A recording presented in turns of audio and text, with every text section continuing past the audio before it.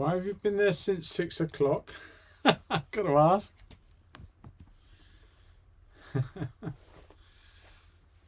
Judy, did you get the time wrong?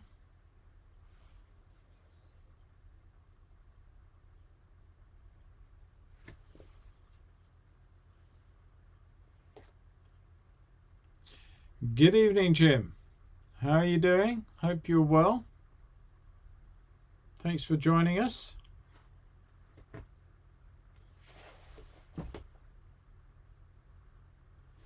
What am I doing? It sounds windy. I don't know. I'm just sitting here. I have no idea. That's worrying.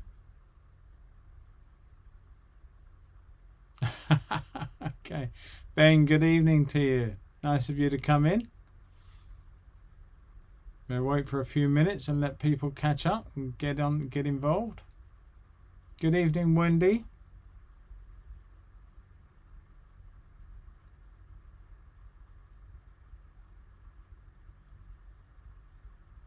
Jeff, good evening. Nice to see you. John, nice to see you.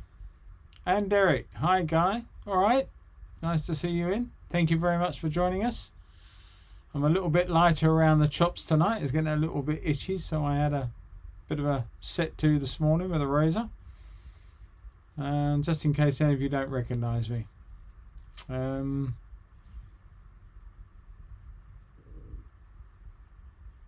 Yeah, I'm fine, John. Thank you. And I've got to look at your latest one. I saw the other one. So I shall look at that. Luke, good evening to you, young man. How are you? Where were you last week? Mark, hi, nice to see you. I'm fine, thank you. And yourself, I hope? Yes, not good, Luke. You will have to fill out a form in triplicate to tell me why that was. Right. As I say, we're nearly there. We'll just wait a little bit longer and then we'll crack on. I hope you're going to enjoy tonight. It's one I did for everybody.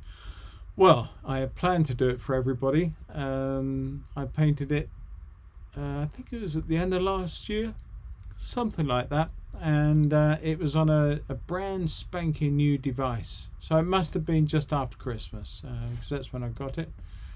And as many do know, that brand new device had one full watercolor class on it, which was a whole what they call it, a course. That was all on it, and it had, I don't know, about 4 or 5 other films, I think, something like that, and certainly this one, all ready to go. And it corrupted on me, unfortunately. Went pear-shaped. It was brand new tech, brand new machine, yeah, sadly it is no more. I did agree with WD that they would send it and sort it out, and no, I do other things, mate. I'm mainly a wildlife artist and plein air painter, which is, of course, landscapes, boats and all sorts, but mainly wildlife. That's what I cut my teeth on. So I hope everyone can see me and hear me okay. Are we in focus, Ben? I can't see how many are watching, so I'm relying on you to tell me that. But it says the streaming is excellent, so I don't see any problems. Although we did have some last night, didn't we, girls? Unfortunately, the camera, I forgot to, well, I had it plugged in, but it wasn't home all the way, so the phone died, so we lost the feed. But in my hands, I have got, after 2 months wait, I have got an Elgato cam link. It arrived today, so I hopefully I'm going to set that up for the next stream, and I'm praying that will give me not only a better video, but it may also give me better audio. That I'm not quite sure about yet, so we'll try it out and see what happens. We can do more wildlife images, John. It's not a problem. It's just an amazing. I'm judging tonight, for instance. We normally get about 18 for a landscape. Be interesting, having posted this in the same manner as I do the other whatever it is I'm doing, then a lot of people sort of it doesn't get the same sort of following. Oops, wasn't such a good idea, Ben. Hang on, let me try that again.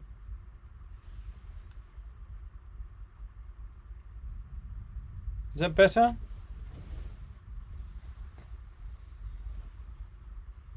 Hopefully that we won't be relying upon the iPhone screen much longer. So yeah. Okay, we will do that. I will put that old piece of rag there. Hopefully that will be sufficient for it to find that.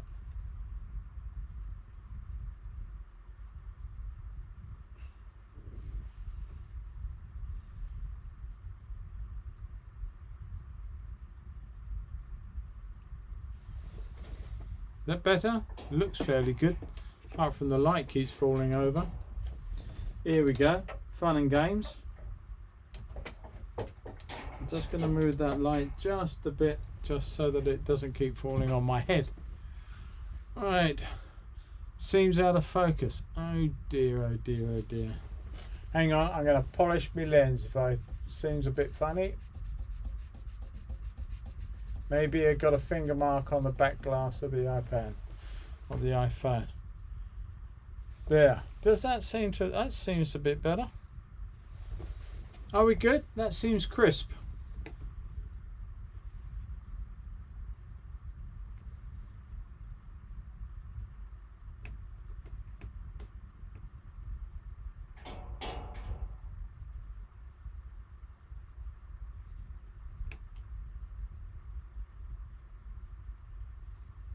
I think that's better, Ben.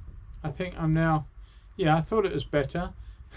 Grubby finger marks from too much of this during the day. Good, I'm glad that's sorted. We are back on. But as I was saying, I have got my 4K cameras that will work and film it in 4K and distribute it in 4K, I am told. Because the cam link is a 4K, true 4K link. So with a bit of luck, the next one we do will be even better quality, and maybe the audio will be better too. Okay, I can't do much more than what I've done. Hopefully that's a bit better than it was. But as I say, I hope that the next time we do this, there will be a new camera working the whole shebang, because at the moment this one is just my iPhone, and the one of me, of course, is the webcam on here. So the iPhone will be replaced by another camera, although you still got to put up with the camera on here for me. But the sound I might take off of the camera itself, because I think the audio is a lot better. Okay, 4K sounds good. Yeah, I hope so. Yeah, well, you know, it's at the end of the day, Luke, to be quite honest with you, 4K is a memory eater. If you're filming your trains in 4K, it's very, very chunky in, you know, it's 4 times the memory. So you know what you're doing when you save a film. And so it just takes up an awful lot of memory. Right, let's get started before I get complaints, because it is already 8 minutes or 6 minutes past. So I'm going to just draw with a simple round brush. It's got a little bit of, it's meant to be brown, but it's got picked up a little bit of the blue. Now for the kickoff, for those who don't know what I'm doing at the moment, for here you can't see the white behind the picture, I doubt, but you can see the colors. So the brown is umber, and that's purely for drawing with, no more. I won't be using it, probably not, I don't mean to. Then I've got phthalocyanine blue, and I've got magenta, and I've got Indian yellow. All three of these colors are transparent, and that means I can get a true enough black. So you got to that's what I'm doing, just these colors, and they are as close as I can make to process colors, and those colors are meant to give us an awful lot more color options. I'm still working through that in my head, so for the last few paintings I've just been using this palette. And the thing is that when I did the last tiger eye, I used a bigger palette. So it'd be interesting to see how this one develops tonight without that. All right, so let us hope that a few more join us, and let's get started. So simply, it is just the eye and a bit of fur and around the shape of the eye. And the eye structure is just a simple form to start with. So it's going to be larger than life size because of the demonstration and for you to see. So I'm just literally feeling my way like so. And the nice thing is, instead of trying to draw a circle, hi Sue, good evening to you, thanks for joining. Instead of drawing a circle for the eye or an oval or whatever, is draw it in jerky little movements like this, like a 50p piece in a sense. And that way you start to get the shape, and you can design the shape around what you see, and you can make amendments before you start committing yourself to the overall shape of the eye. So I'm just feeling my way, just touching here, doing a little bit here and there, just to see where I want to take the whole drawing, and then I'm giving my square 50p pieces a little bit of a heave-ho in favor of giving the drawing the proper eye or elliptical shape that the eye is or has. So there we have basically the eye, and we've got a lot of darks in here, and we've got an awful lot of beautiful colors going on in this, which is what I want to try and achieve during the course of this. I'm just coming this way a little bit with the drawing, just to suggest the flesh underneath the eye before that then breaks off into the first of the dark hairs that lead up to and around the tear duct, which we will just establish there. So this is merely a drawing phase, and I'm going to come with a bit more dark and just suggest the edge of the eye and the tear duct like so. So that will be fine. That comes up a little bit. I might actually take that out a little bit further. Okay, that's fine for the moment. I say this whole thing about painting is a series of mistakes to begin with, of which I will then start correcting my mistakes, and when I finish correcting the last one, in theory my painting is done. So I'm just going to put in that there, and these are just little marks.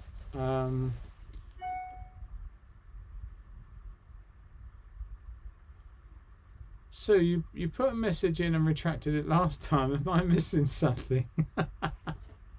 But it's good to see you, or at least talk to you.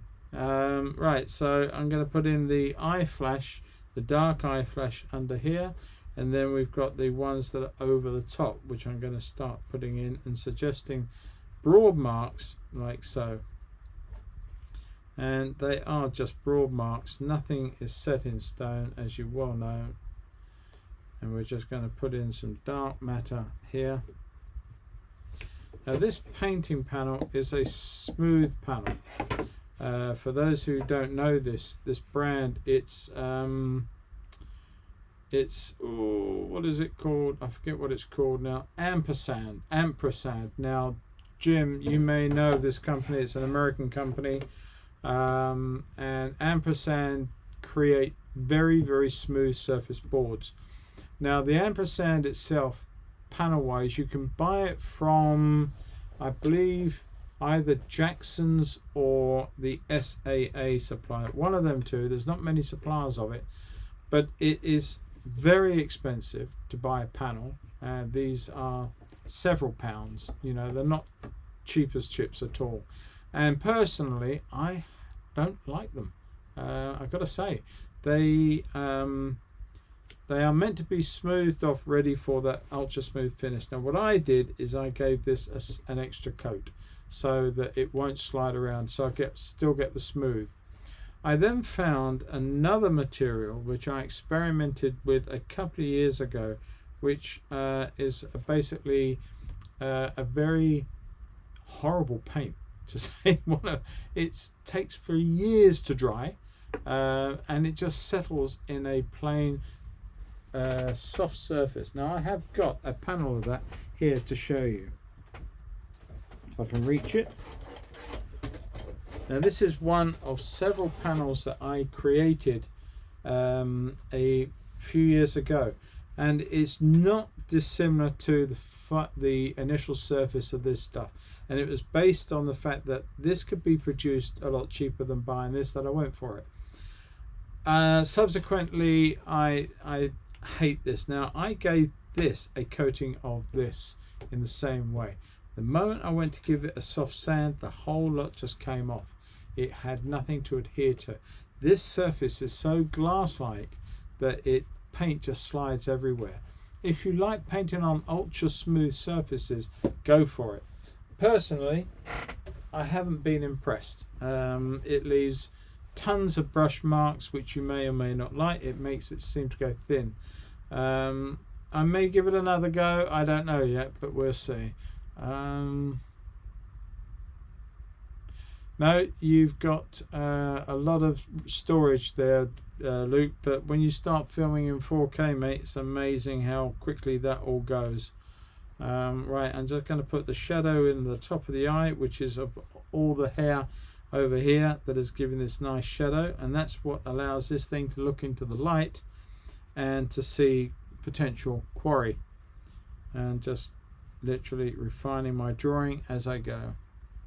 There are some lovely subtle colors under here in shade, and of course we've got just suggesting the shade of the eye coming down. Now then, for those of you who do not want to try and draw this freehand, then you can always take a panel like this and square it up as many times as you wish to, and then take the picture that is on the Patreon page, and I will make it available for free download for anybody else who's not a patron. Charmaine, good to see you. So yeah, from that point of view, you can square up and print off the picture and square that too, and that will give you a good aid to draw without trying to draw it freehand in this fashion. Okay, so I'm just going to carry on for a moment and just finish this drawing up and get it somewhere where we need it to go. And we've got a nice upstand of fur this way, and that goes round in an arc like so. So I'm very close. I could have brought this down, but it doesn't matter. It is only a demonstration piece, and we'll see where this goes from here into it, so like that. And then this one comes down and tucks in at the top, and this is just a nice shadowy indent of white fur, but is quite blued because it is in shadow before the skin comes out. Right, 15 of us on. Okay, well I don't see 15 names up there, so who's sitting on the side and not declaring their watching? Not that it's a problem. Nice to know who's there. Right, okay, so a little bit thicker here, and we'll just bring it down. Now this is literally all we're going to do for the drawing, is just using the one color as I always do, and I'm just going to suggest the off the back here, and then we've got this stripe down through here, and lots of little taps and nothing serious in terms of paint, not at this stage. I'm just trying to pretty much establish where I want it all to go. And that's got a nice shape there, and doesn't matter if I don't, if I get it in now and I'm not quite sure about it later, I can always refine it and just change it a little bit. It's not a problem. Right, and bring the tear duct down through there. We've got a bit of contaminated umber, so I would normally, it's gone a bit blue, so it's picked up a bit of the phthalocyanine from the old pile of paint. Don't worry, it's got no significance in terms of what I would generally use. I would normally just go with the umber. Okay, and then that light passage through there, which is something of that nature. And then we've got a further black stripe that comes down through here. So that's pretty much it. Now, the thing is that when you are painting any cat, the hairs are very short and stubby in certain places. Now, if you look across the eyebrow here on the photograph, you'll see that the hairs are quite long and they come out, and that's what causes the shadows into the eyeball itself. But if you look down here around this white, where it starts, the skin is there, and then you've got a little bit of short dark hair and goes into the white hair. It's very small, short, stubby hairs, and some of them are even shorter than they appear because they are looking at you, they're on end, so they're extremely foreshortened.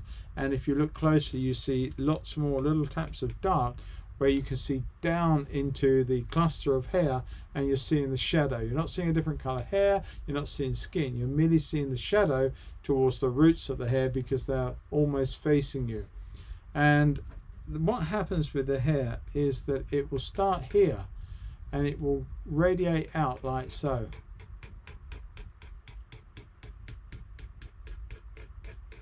Okay, and that happens over the whole cat in many times. You've only got to look at the rosettes on a leopard, for instance, and to see how many of them that happens to. And it's no different to us. Our hair starts at the pontil here and goes out and around in our crown. It's the same thing. So, okay, let's carry on before I start trying to give a biology lesson, which I'm not intending to do because I don't know enough. Okay, I'm going to go for my daggers tonight as usual, and that one's starting to show wear, but we will carry on. We have nice 3 sizes. We have the 1/2 inch, the 3/8 and the 1/4 inch from Rosemary and Company. So if you are interested in any of that, let me know and I can make a plan for you. Or you can just go on a site and order them as you wish to. I'm going to go in with my darks. So for my darks, I'm going to probably go quite a bit at the time at the moment with the smaller brush.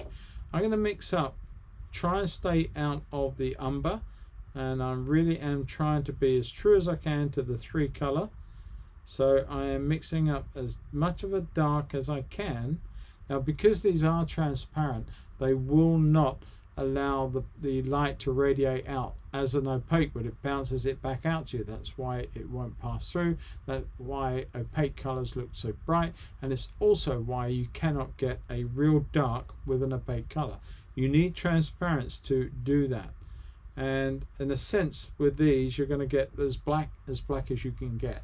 Now when you look at the fur though, the dark marks, the dark stripes are anything but actually black. They're quite a bit lighter than that. But let's just put some colors in. I'm dodging about on the canvas under the light because it's very, very shiny, and it's very hard for me to see exactly what's going on. Now, what I will say is if you're doing hairs in a direction, then try and paint in that direction. The nice thing about these brushes that I'm using is they do allow the suggestion of hairs and little flicks. With that brush, you'll see that I won't show you directly, but you will see it during the course of the painting and throughout the painting where it's picking up and it's creating flicks. Now I'm just going to come in the edge and warm some of these darks up. They're a little bit on the green side, so when the color is so dark, it's very, very hard to see exactly if you're warm or green or whatever.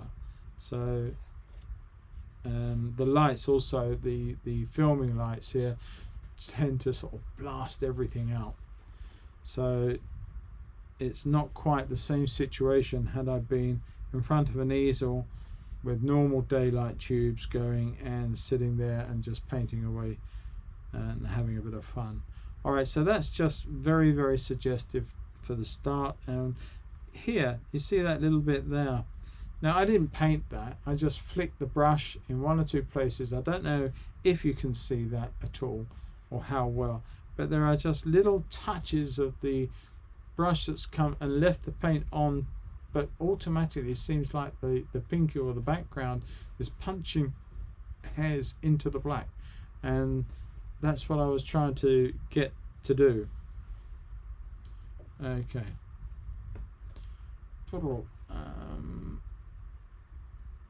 Just seeing if I've missed any comments from anybody. I don't know if they automatically come in or whether I've got to scroll up to them. No. So that's it at the moment. Don't forget to ask or say anything or suggest something at any time.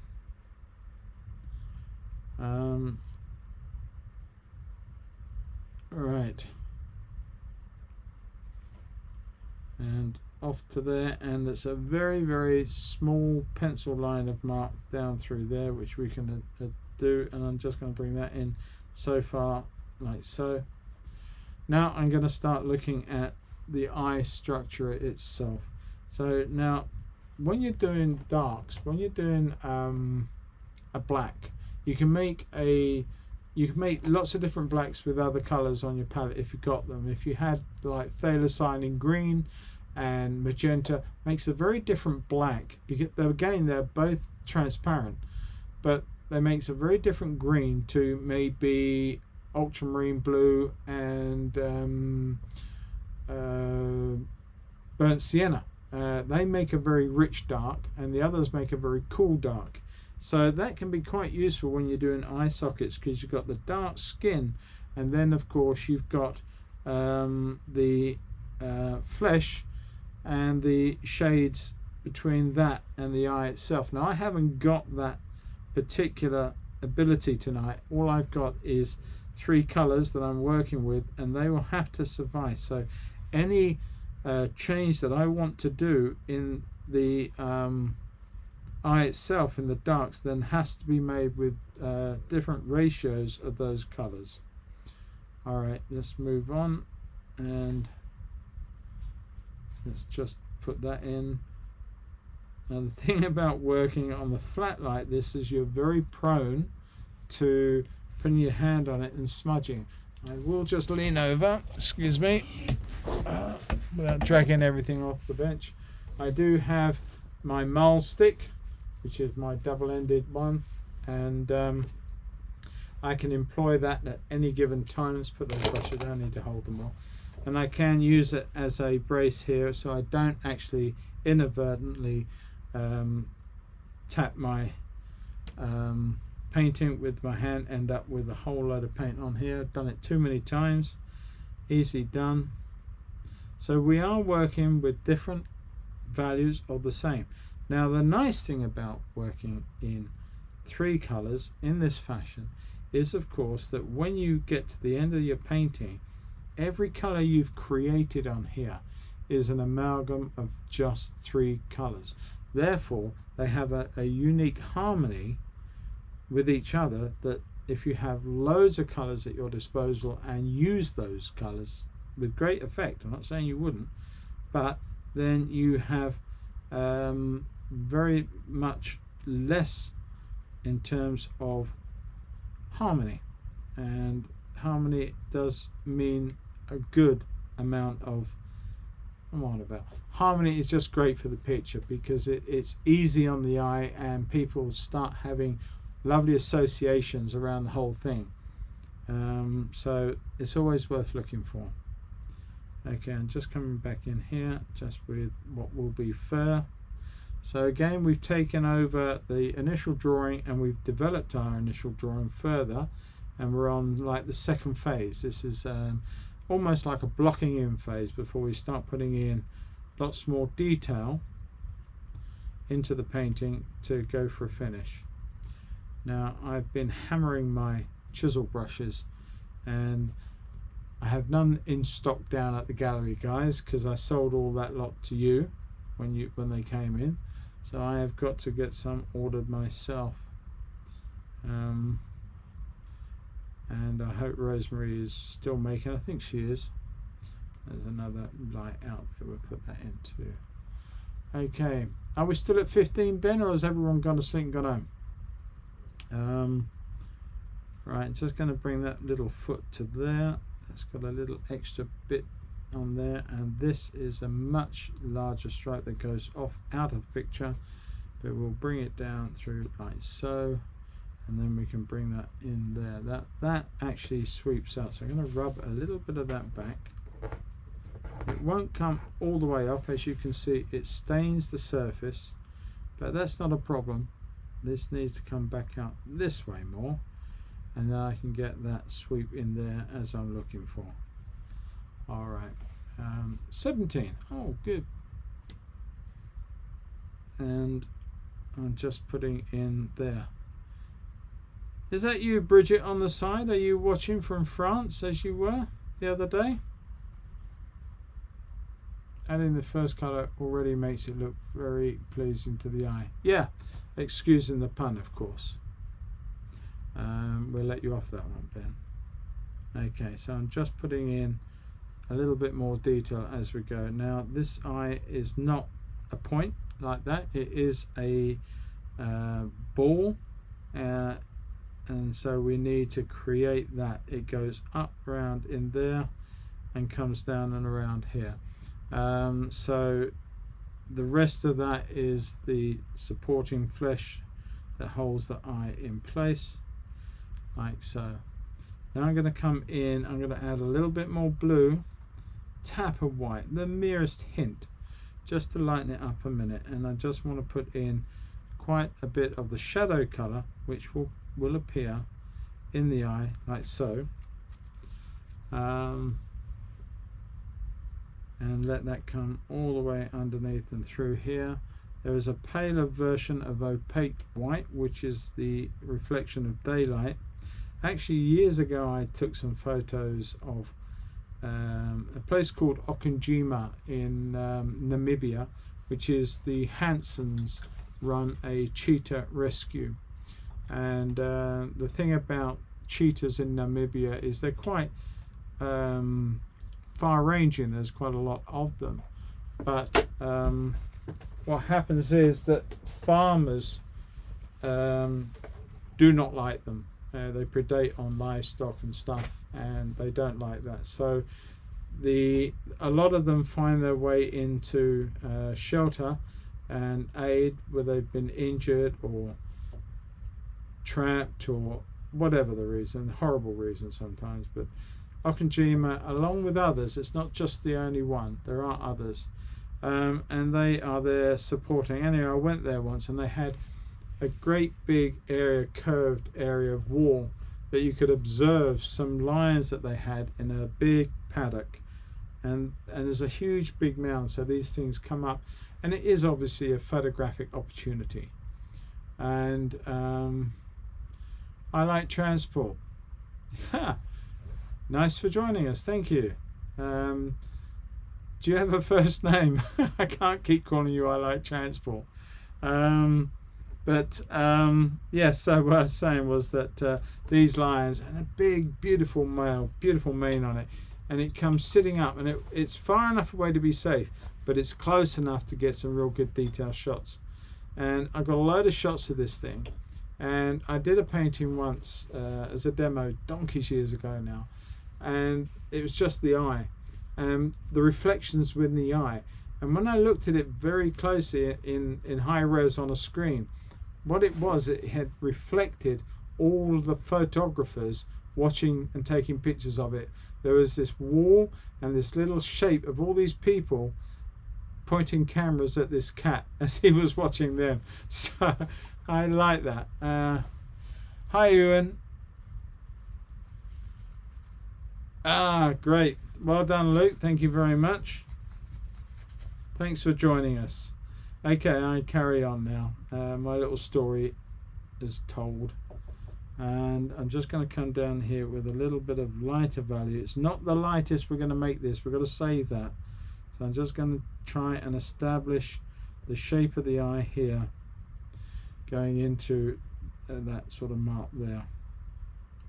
And I don't want to get rid of the lightest, I don't want to give away my ace card of my lightest colors straight away. I need to save those so I know when I've got them that they are going to bounce.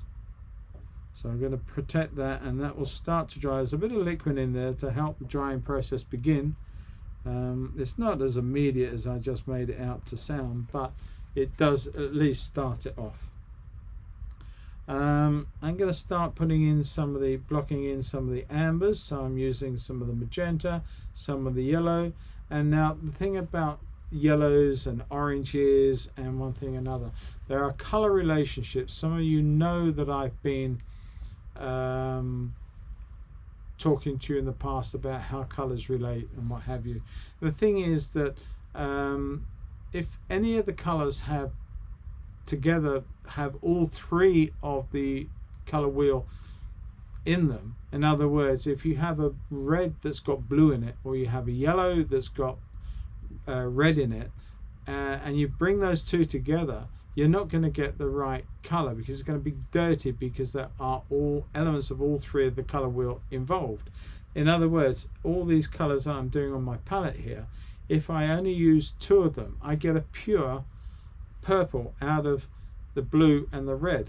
But the red has got a lot of blue in it, so if I put that to that yellow, I'm going to get an orange, but it's going to be a bit of a dirty, crusty old orange. It's not going to be the best. So it's the trade-off of using just three primaries. There, even though this is meant to be a great way of doing it, it's not the total answer. There is still no perfect answer for giving yourself the perfect set of yellow, red and blue. I'm just coming in with a darker shade, a mid-tone value that we can allow. If you come in with your brightest amber color, or your cat lovely warm colors, if you come in too early with those light ones, you've got nowhere to go to show the highlights. So we need to preserve those, but I'm still looking at tapping around and creating first structures as I go. So I'm not losing out on any of that. I'm making sure that when I tap these colors around, that they are in using this dagger, it works very, very nice. I'm going to put a little bit of dark up in here, there, and let that come away down through there, and tap away.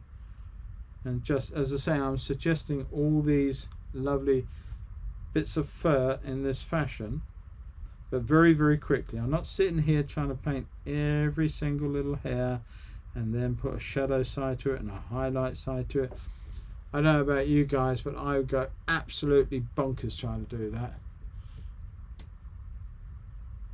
No, I don't want to make it orange, you're right. I want to make it russet. I want to make it a combination of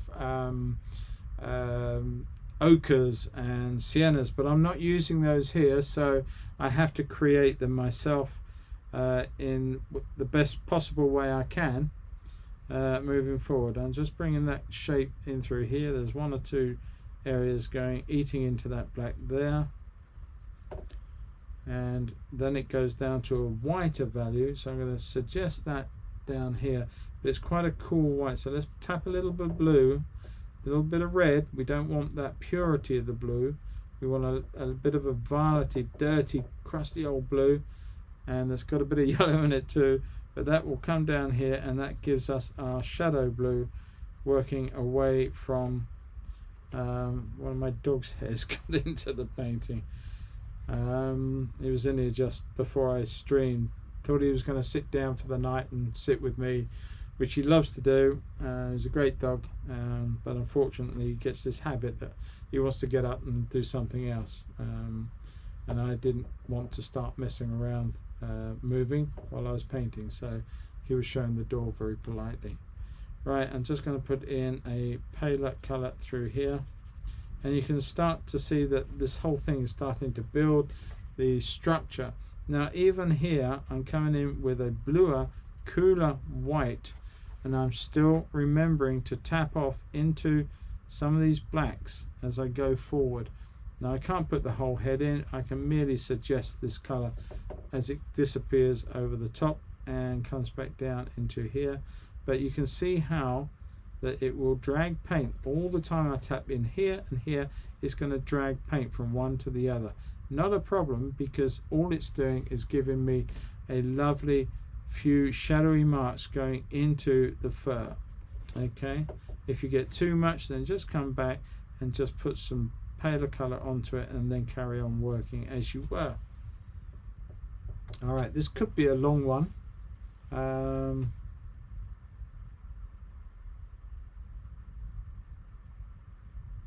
Yes, it is. It's stiff enough to do that, Ben. And if you haven't got enough, then just use a little bit of the impasto liquid just to make the paint move a little easier. I'm going to come in here and I'm going to use the same value, but it's just slightly lighter, but it's still a pale blue as opposed to a bright white. I've got to save all of that. I don't want to say, I do not want to play my ace in the hole, as it were, too soon. I want to be able to put this in and it will show up enough to tell me that I'm in the right, going forward, going in the right direction, as it were. But then I can come in and just bang, bang, bang and put the rest of it in and finish the painting off in a really sweet and easy way. So there we go with the bit of light that's coming down from the tear duct. And I can now go back into that tear duct and just suggest some of the darks, going back in with the yellow and some red to make it a bit warmer, and then I can come back and make it cooler as I wish to. So I'm going to come off here and just remembering now that these are much shorter hairs, so my movements with the end of the brush are restricted, and I'm allowing that to come down into there and let it come away. Now, as I said to you, that this whole area of going, this is the tear duct and it goes into the bridge of the nose and around to the cheek. So this is coming on around into lighter hairs, but I'm going to put those in later. So for the moment, I'm just going to suggest that that is coming around like so. And even you can see the action of this brush is scratchy, and it just, oh, it's just like a load of hairs there already, and I only did a few swipes of this brush. So I've got to say, it really does lend itself to this process very, very well. But I used these brushes for even the softest of paintings. Yesterday's Patreon stream was done with the same brushes, and we did a very subtle, very soft sunrise, I think it was. I did. And I did one that afternoon of a sunset using the same brushes, hence why they're getting quite hammered, poor things. But I'm just going to bring that up to there like so, and then away, and then that can come away and dive into a lighter color. Alright, I'm going to come back in with a bit of orange, or red and orange. It's got blue in it because there's blue laying there. Unfortunately, I didn't clean that up enough, but I'm not overly worried. It is what it is, and we will make of it what we can, and we will push forward. So I'm just coming in with a quite yellowish. I am going to change that to a more reddish version and let that settle in here. And this is my fur, as it were, going away. Now I've got to change the angle of that. In fact, that could come over a little bit further than I've got it, so let's just leave that, put that in there as the amberish bit that you can see as it comes down here and just creeps over there, and before that black starts up there, which we will establish again in a moment. And then this will go up through and away as the rest of it. Now I'm not going to propose to paint all of this here accurate. I do what I can in sort of time that we've allotted, unless you guys are promising this time to carry out and make the dinner. 18. Oh, that's cool. we are increasing, but I don't know who all the 18 are. Not that it matters, just nice to know and say welcome if I know who you are. Right, and just bringing that through like so makes it nice and dramatic, like that. I don't know, did Maria say she was going to join tonight, Wendy? I wasn't sure if she said she was on a shift and couldn't, or whether she wanted to. Hopefully she's on the side and watching. Let me know if you are, Maria. Right, okay. Just going to re-establish one or two of these darks here. And I'm going to make them a little bit warmer in one way, like so.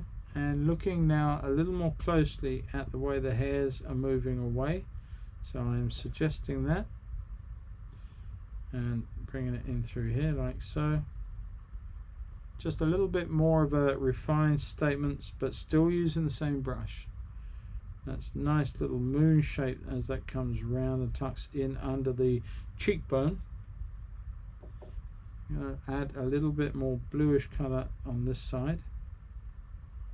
So even though it's not a black, it looks dark, but it has all this lovely colour. Hi, Bexhill West. No, I'm sorry, James, that you missed the start, but at least you're here now. That's most important. Okay, that's good. Thanks, Wendy. I wasn't sure. I couldn't remember afterwards what she said, whether she was going to do it or what. Let's hope she makes it before the end and sees some of this anyway. So I'm just bringing this out and around and just playing around with a few of the shapes before we bring it up into there. I'm going to leave it at that. I will come back and just suggest this a little bit more now. There's the one, there's another one that comes down through there to meet it.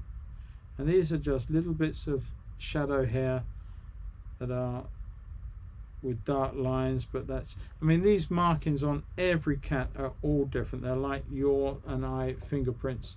No cat has the same marking. To my knowledge, I've never known any record of two cats having identical markings, other than the fact it may happen if they were twins, but twins are not born to these cats that often, although they do happen. Of course they happen. A little dark mark there, like a little beauty spot type thing. We call it a beauty spot even if it's not. And just one or two taps like so. Do you know, I do like this board. There you go. How crazy is that? I just got through slagging it off, and I don't know whether it's because I put an extra coat on and sanded that. I have no idea. It may have something to do with that. I really do not know. Right, I'm going to establish some darks now. I'm going to come in, mix up the darkest that I can make it pretty much, but I can swing it between warm and cool, and that's the benefit of the three colors. So coming in here with this real nice juicy black that will get a little lighter when it comes to about here somewhere, but I want to come in with the dark to start so we can establish that real darkness up into these hairs up in the top here. Let them sweep off like so. It could be a bit warmer than I've given them.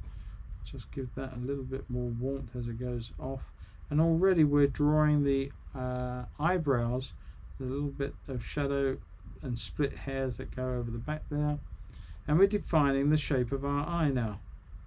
And that just worked at that point. It just sort of popped and clicked, and one or two shapes like that to suggest that the hairs are getting shorter as they come around here, a little stubbier, and then they come down into this part which is quite squared, and it just rises up a little bit there, which we can bring in, and just looking at the shapes and refining what we've painted so far. And the beauty of oil paint is that you can get away with so much of this sort of thing that you can change and muck about and repair, and you know, it just got so versatile. Okay, I'm looking at the way that these hairs are flicking off here as they come round. As you can see, they follow that pattern, and it is always the case. It's not a case of does it or doesn't it, it always does. And just one 2 marks in there, like so. I'm going to drag 1 or 2 lighter bits of the bluish colour through there, because it's not light, but it does have the area of the tear duct, which obviously is either skin here where the tears or the watering of the eye just goes down and cascades down and away. Alright, have I missed anything? No, but I am going to have a glug. It's glug time.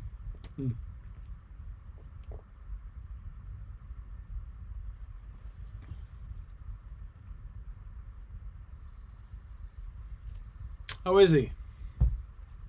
Well, that's just not right. Actually, he's looking quite forward from the angle, I think, Ben, to be quite honest, but we haven't got there yet. We will change that. As long as I don't at the end have to put a sign up to say which way he's looking, otherwise I will be in trouble. Right, I'm going to just drag this down here a little deeper. And I need to make this quite menacing, quite dark and quite hefty through here.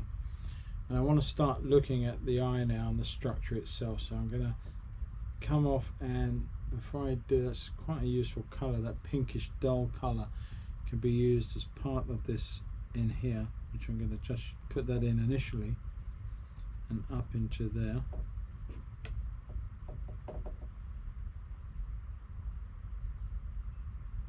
Okay. Quite a bit thicker than that. Let's bring that round, and then we can bring those hairs into it from there. And then we can refine that towards the end. Right, okay. No, that wouldn't go down too well. Right, I'm going to put in some of the colours in the eye a little bit more and strongly now. So we've got a little bit of brown underneath the eye itself, and that's that little corona of colour that appears around. It's quite strong. I don't need that for a moment, so let's put that out of the way. You watch it clatter on the floor in a minute and I knock it. Gonna happen, always these things do. Yeah, sorry, digress. A little bit of lovely warm colour around there,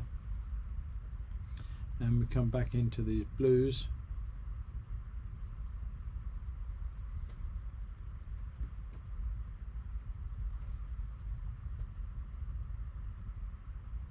And some blue yellows.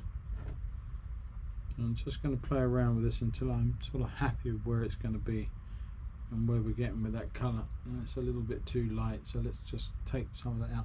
Goes quite green, but there again, phthalo blue is a very green or yellow blue, so that's going to happen quite easily. But that is a bit of a flush that I'm not too happy with, so I'm not quite keen on that. So I'm going to take some of that off. It's a little bit too strong. It's one of those times when you do a colour and you look at it and think, ooh, that scared me. And we've all been there. I know, I've done it tons of times. So I just want to take that and corrupt it down. Now that blue colour and that greeny blue colour will corrupt down quite easily by adding a little tap of magenta to that mix, and that will just take the power out of it like that. And we're going to draw into this as well and take it away. So that just takes the power out of the blue.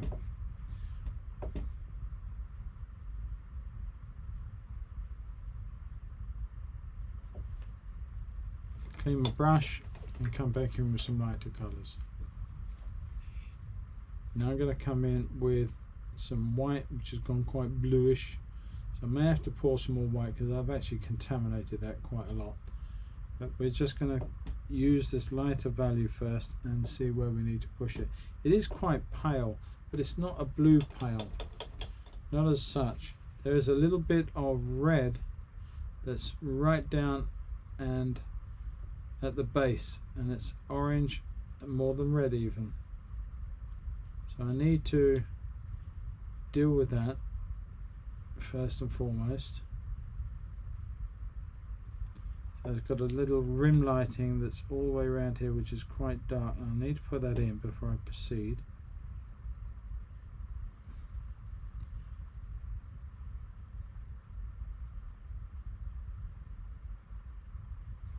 This is one of the reasons, John, why wildlife demonstrations are not often done to that degree, because they do take a lot of time compared to the work doing a fairly quick study of a landscape, or certainly fairly loose. So, you know, wildlife is quite an exacting task to get it right and get it looking right. And so, yeah, it's one, not a case of shying away from it, but taking careful when you decide to do one, that you do the right thing and you can have something that is going to finish off in a fairly reasonable time. That's always the unknown question, is how much time it's going to take to paint it. Right, so I'm just coming back in here and I'm going to gently tease that line down back towards the edge of the eye.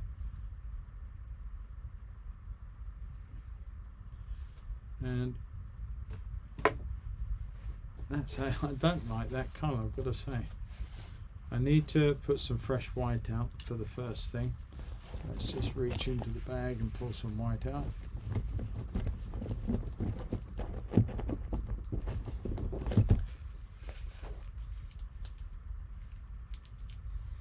If I put that there, I don't know if you can actually see the white. If I put that white, ooh, I'll put it there.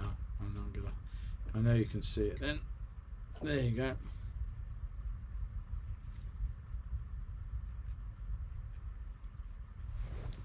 Right, back to the plot.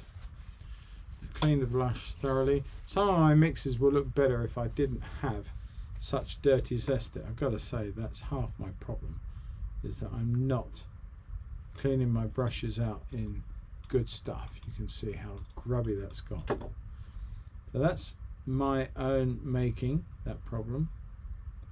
Right, let's just see where that colour, slight bit of red into it, but let's just see where that brings us out. That's a lot better. Okay, let's bring that up into there.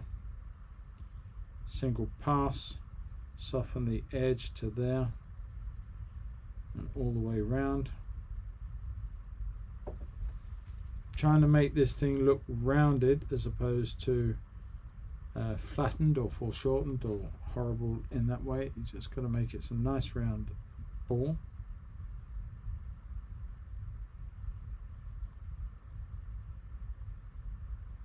Okay, then it gets darker and lost.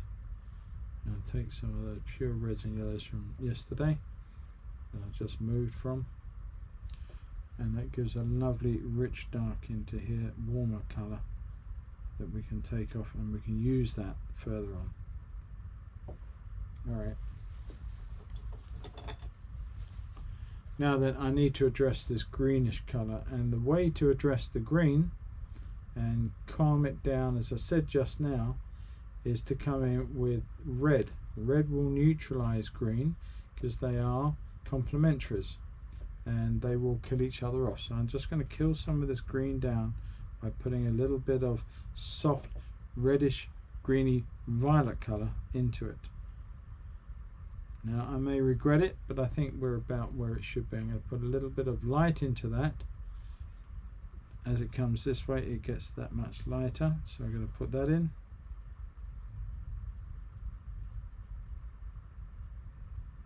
Just gently tease the two areas together, give it a lovely blend, and then it gets quite a bit lighter up here. Just deliberately going over that quite heavily with a light pigment just to change the value of that. Was just too much, so I'm just come back in, play around with these values for a few minutes, trying to get the color really where I want it to be. It was just coming up a little bit wrong, so I'm just bringing that in. Okay,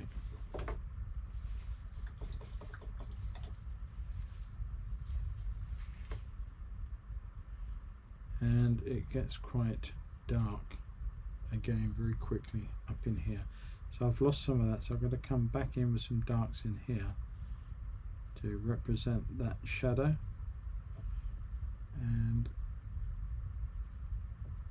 a little bit of green just disappearing. It's not as red as I've got it, so I've got to go back to that green after all and just bring some in around there, just very subtly. There's not a lot there to be seen, it's just enough. Just playing around with that a bit. It's amazing actually, I deliberately didn't get the other picture out to put up to refer to, the one that I painted earlier in the year.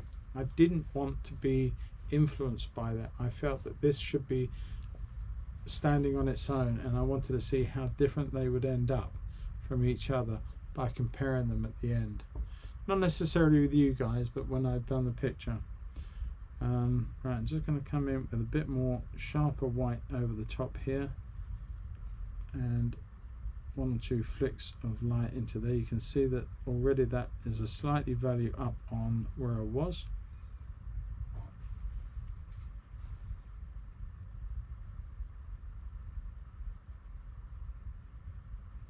Just if you leave some of that white source of board, that not white in this case, but that peachy amber color, don't worry about it, because it will just act as a further solution to cause harmony throughout the picture. Often we paint in, we use mid-tone colors so that we can see our lights and darks primarily, but it's also great to allow some of those randomly, I don't mean making them contrived, but randomly allowing some of those underlying colors just pop through the painting here and there. You don't see them, but the eye picks them up, the brain sees them, and to that end it creates a further harmony. I'm just going to bring in a big blast of light color for a minute just in here. It will then go into the other color, which I'm just going to drag some of that material in temporarily,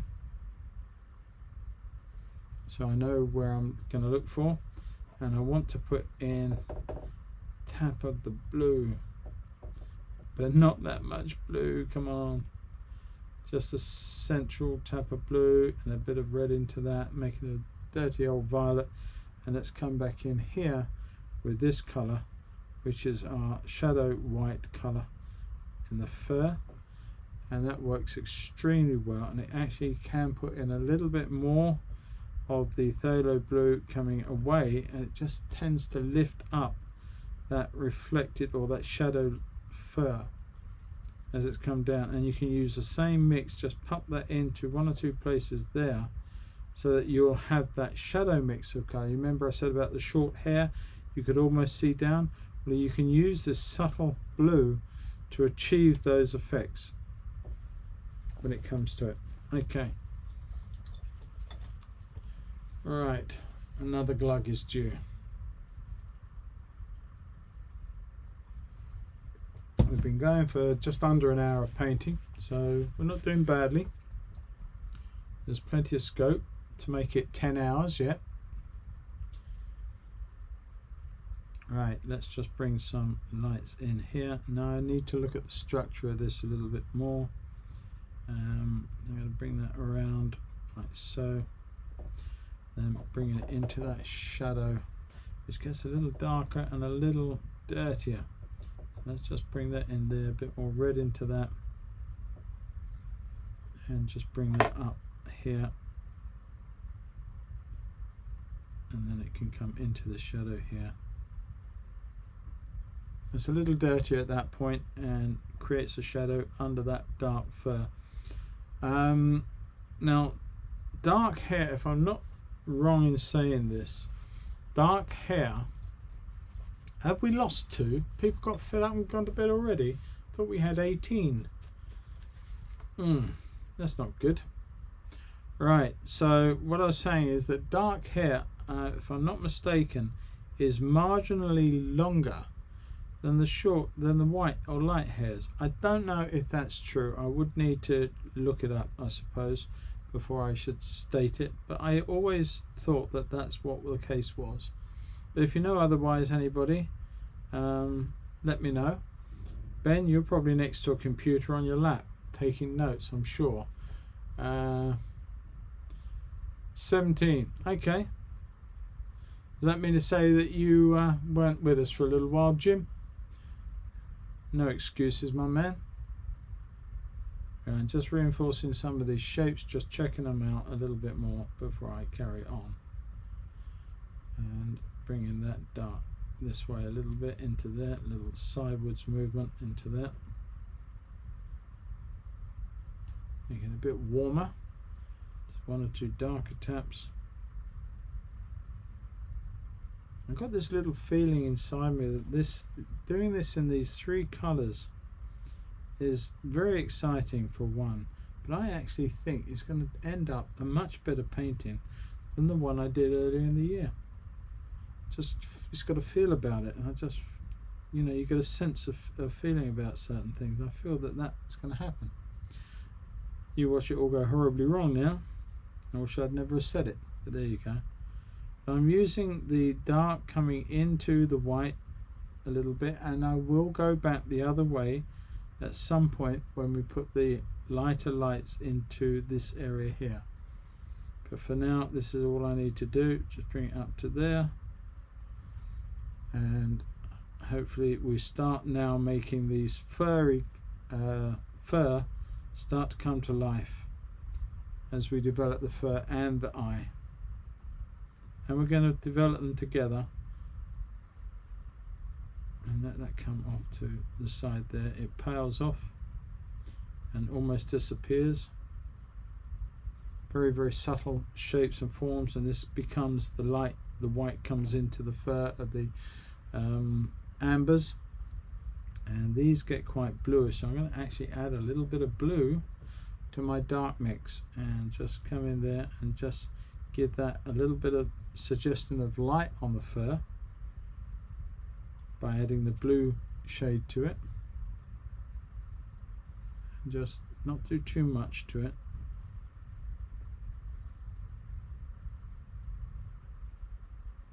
Like so. Now I'm looking at this, and this has got to come in this way as it tucks in and before it goes into that dark shape. All the time you can watch my hand going around and following the shape and flow of the hairs.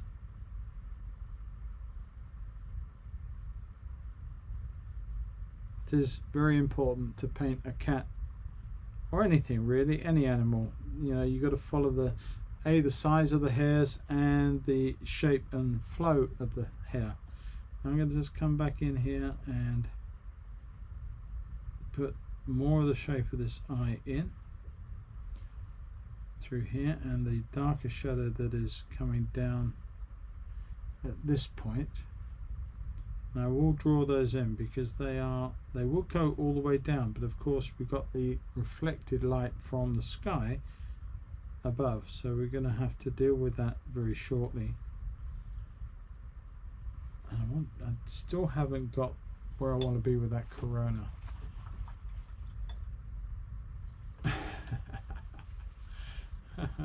Oops, what do you mean oops, John? Where you been?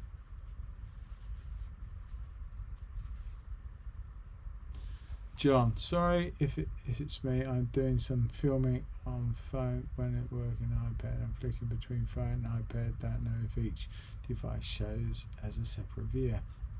So it's down to you, John. Okay. We will have to have serious words after the lesson. Stay behind and we will discuss things. Right.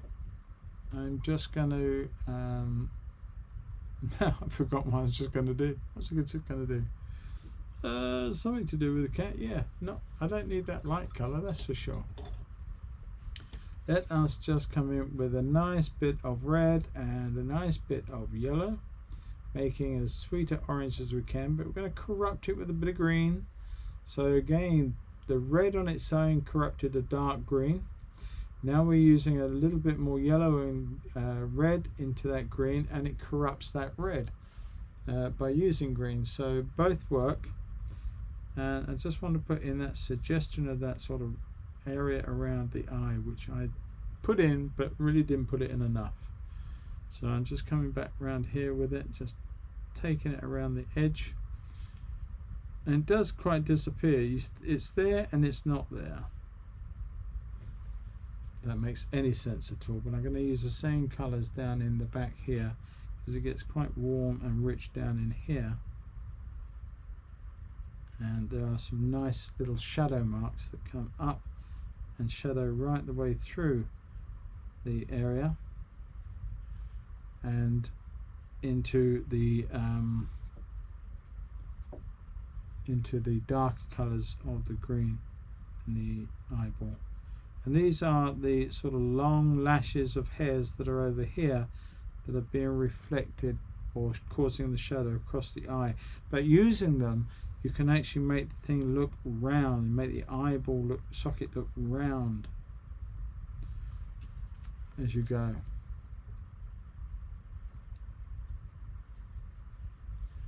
Just checking some of these colours in here.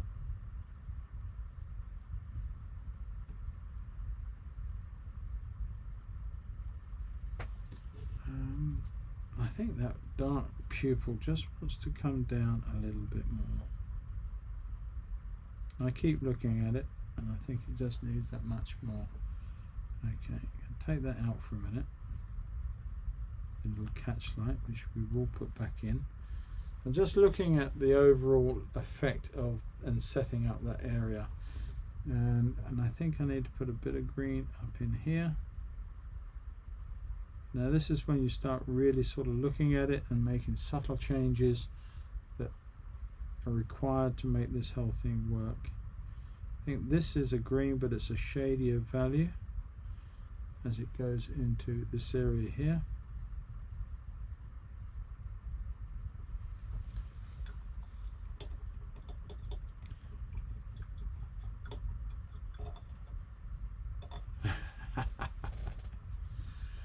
Oh dear.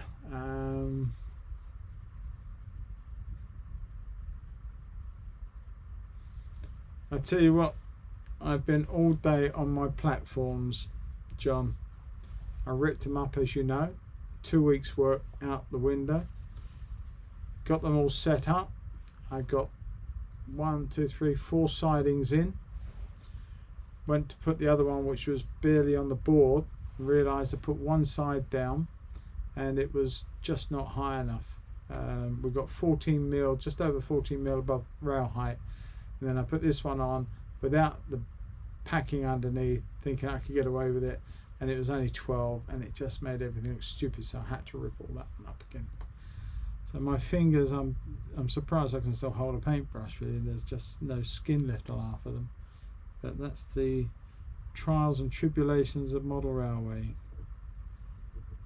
Alright, I'm just going to add a little bit of light into our base of the eye under here. I just want to bring that up. You see how saving it till later has worked. We can bring that in. Don't overwork it, because it will just come back and bite you. In other words, you saved it, but you need to get it working almost in single strokes. If you keep rub into it, it's just going to blend and you're going to lose the benefit of that purity. Even now I'm sort of getting close to the edge of like keep on tapping away. It's going to work against me and I'm going to regret it, so I'm just going to come in there. If I need to shade that up later, I can come in and do that. It's not a problem. I'm just going to put in a few lighter, but not as light as further along. And just a bit more movement with that paint would be good too. It just disappears into little taps of light into the back there. Okay, leave that for a minute. It may have to come in there a little while.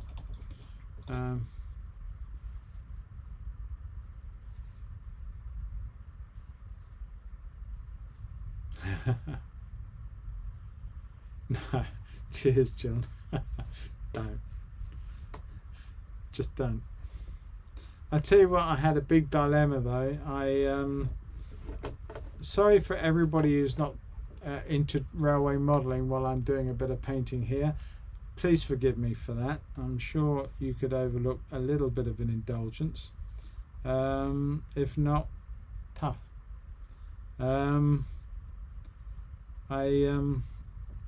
Yeah, sorry, been very rude. I been looking, as I'm sure you have seen, all about this track cleaning business, different things, different ideas for track cleaning, John. And gonna come right the way across there with that colour, and this is our sky reflected in the eye. It's the start of it, it's the first colour.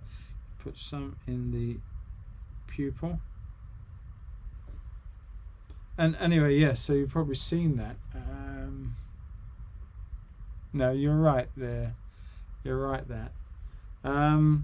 But so anyway, I was quite convinced that I should throw away my track rubber, throw away my isopropanol, my Goo Gone, including my CSX. No. and find out. Oh, Judy, come on. You've not been in class for ages, and I haven't talked about it. So, you know, you got to allow a little bit. Anyway, I'm looking at that eye. Do you know what? I think I know what that is. I know what's causing me to keep on about this eye. I think, and I'm going to try this. I can always retract it and go back, but I think that is not big enough. I think this needs to be bigger.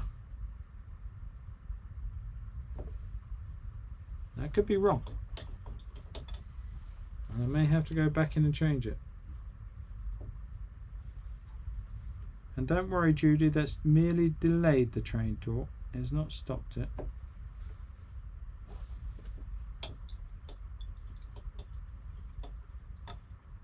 No, very true, John. We'll have a little chat after, maybe.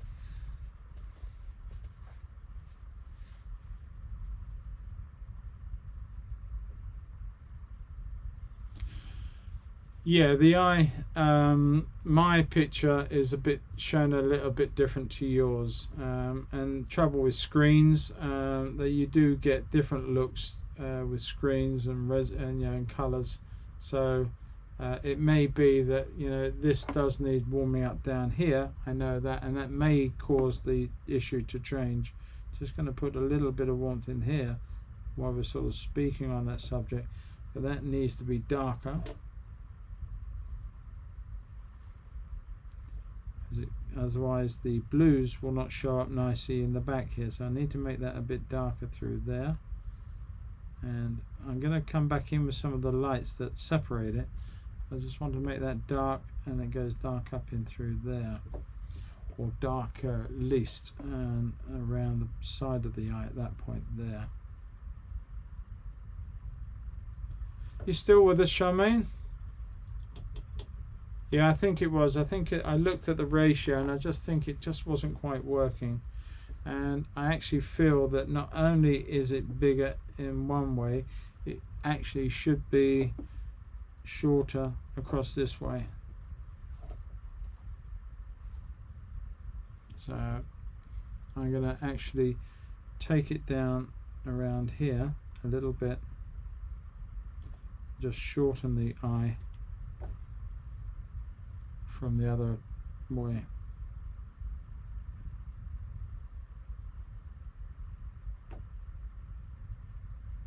Okay, I'm quite happy with that. I'm going to look at it for a while and see, and I can always change things. Not a problem. I want to go back to this blue though that we were putting in for the highlight in the eye, the catch light in the eye. Now I'm off camera with the mix at the moment. I do apologise. There's only so much I can fit on in camera, but hopefully you'll see the colour in a minute. It's a little bit of a warmish bluish mauvey colour to go on top of this, and I'm going to put that in there and bring it through here.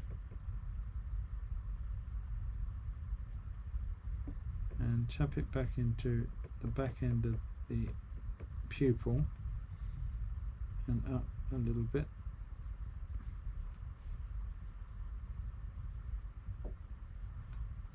And just soften the effect. It comes down here a little bit following the shape of the eye. It actually goes across that mark, but you can see it as a slightly lighter colour and a deeper blue colour, or violet blue colour. As it comes back across the black line, it reflects the black as a darker blue.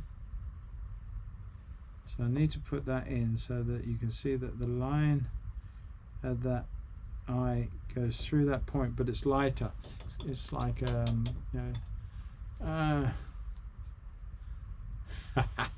good, I'm glad you're still there. Right, let's come back in with some more. And this is not its final play. We're just setting it up for the minute.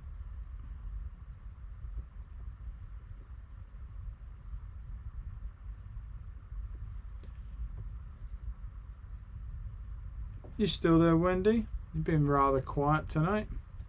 20 watching, even better.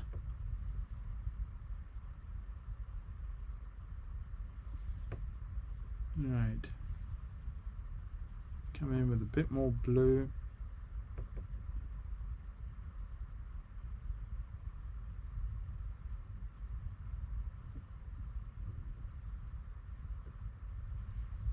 Alright, I'll leave that there for a minute. And I want to put some of that blue on, it's still with us.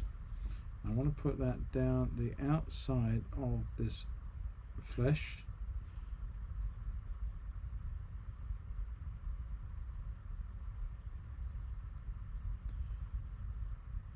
I put it in the wrong place. Teach me. It should have gone down here. It shouldn't. Come on about. I have to do a bit of a quick repair job. Bear with me. So we've got a bit of dark, and that was the darker blue that I put down the inside. So let's just get that set up first again before we go any further, and let that tap off down through there. And I'm going to bring that up there. I'm going to make that a bit more blue and a little bit more of the cerulean blue in there. And I think that's fine. Taking it all the way up into there, and that will then go off and disappear.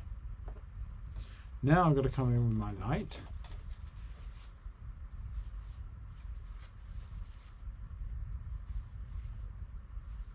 Yeah, that's a very good point, Luke. Sometimes you do exaggerate colour. It's not a case that it's wrong. It's a case that you use or enhance some colours to bring out other colours. You often hear me talk about making things lighter by making things darker. It may not exactly exist, but if you want something to really punch, sometimes you've got to just drop the values of one or two other things that are around it. I'm just going to bring in a few taps here of the light that are coming down here. I've got to go over, I'm trying to leave one or two of the shadow white areas that go across it, but I'm not going to get all of that done.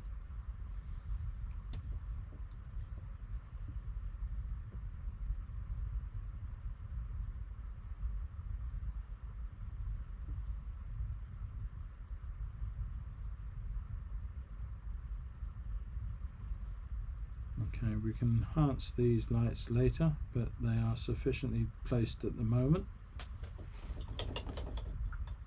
And then we can just go back in with our dark around the eyeball itself, and it goes up into this dark area up in here. Nice hard edge, pretty much to the edge, around as it goes round. Get the shape right. You don't want to start leaving errors at this point. You need it to be about right.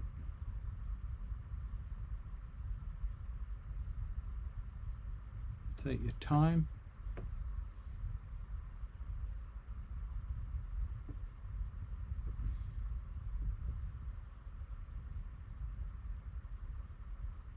Okay.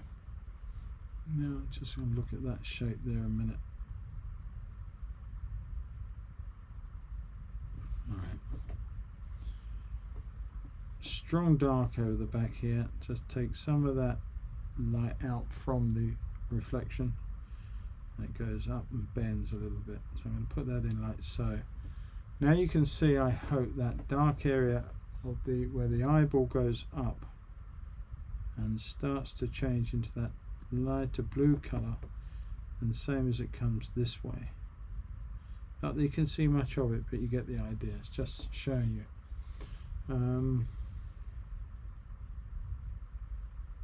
Do you want to add a couple of more Lima 33s to that list?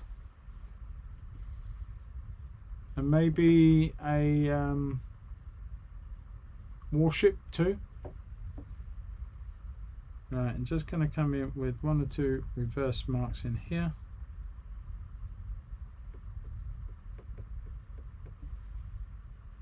And start to refine some of the hairs as we move forward now.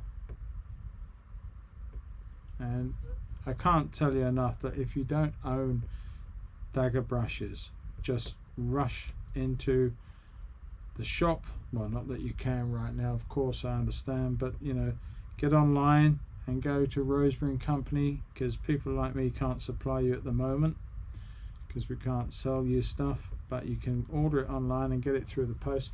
Just go in there and order what you need and get at least 1 each of the sizes. But if you can afford it, get 2 of each, because they will wear out if you're doing a lot of painting. If you're not doing much painting, then you only need the 1. Right, I'm going to put in a slightly bluish color over on here and on some of this. Just picking up and just pumping in some of these hairs into the fur. Now you can't see all of it in the picture, or at least I can't. I don't know how much more of the picture you've got. You're actually seeing a bit more. I cropped your one a little bit different to the original one which I'm using, so I'm not seeing as much of the fur as you're actually seeing. That's not a problem. Just coming in here with 1 or 2 shapes and picking up 1 or 2 of these blues through here before I turn that to a bit of a nice soft pinky orangey russet form up into there. Alright, so we are going to go around and we're going to finish off filling in some of our hair marks before we start bringing in some of the finer detail of that hair. So I'm going to come up in here and I'm going to push in some of this blue again. It's a little bit corrupt, got a bit of yellow into it. I'm not overly worried by that. Let's take it on up to the top of the page really.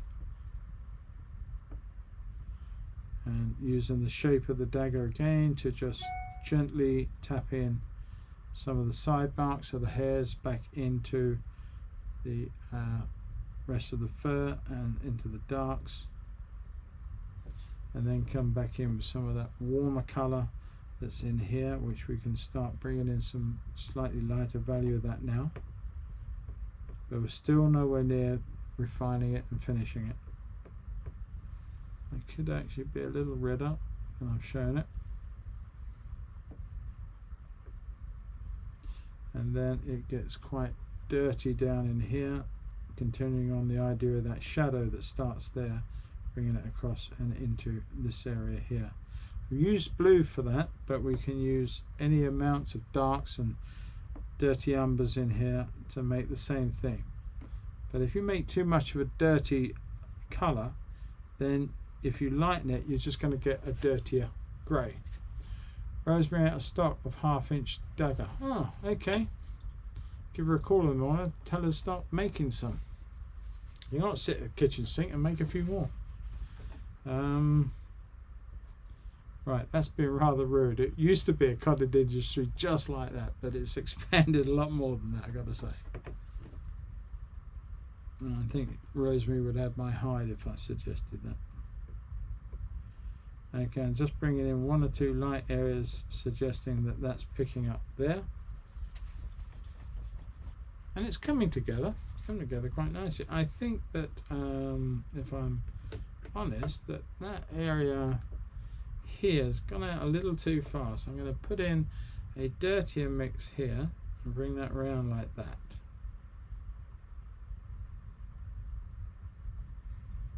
And I think that's probably a little closer to the truth. And then a little lighter value of that as it comes in and just plays around with some of these whites in a warm value in here, and these will push up into here in that same warm pinkish salmony color. So we've got 22. Is that a record, Jim? 22? We must be tapping the door, knocking on the doors of a record. And if that is a record and we've got 22 people watching, there's going to be more wildlife. Right, so I'm going to start refining some of these shapes, and I'm going to put in smaller taps. And I don't want to put the same color over everything, so I want to allow some of that color that was on before to pop through. You can see the banding here. I'm randomly leaving stuff and going in with a lighter color.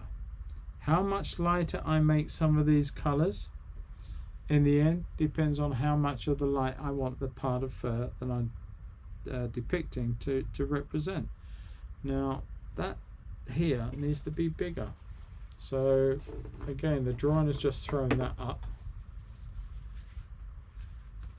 I'm going to come in very quickly and just tap some warm colors into building this up here. It comes through with a little line up there anyway, which I've omitted to put in. Let's just do that. And then there's definitely a kick out the back of that shape. And then it gets much closer to this one here as it comes round and then comes down. So we'll leave that like that for a minute and see how that works. It's all about reappraising, checking, looking and reworking and double checking and looking again. It's like measure and measure twice before you carry on.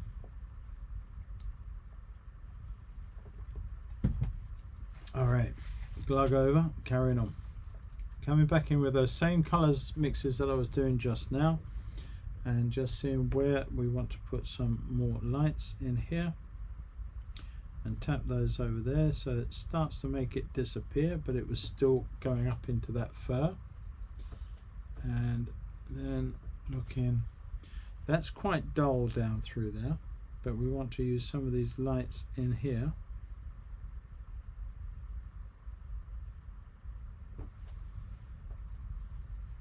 And one or two richer warms in there.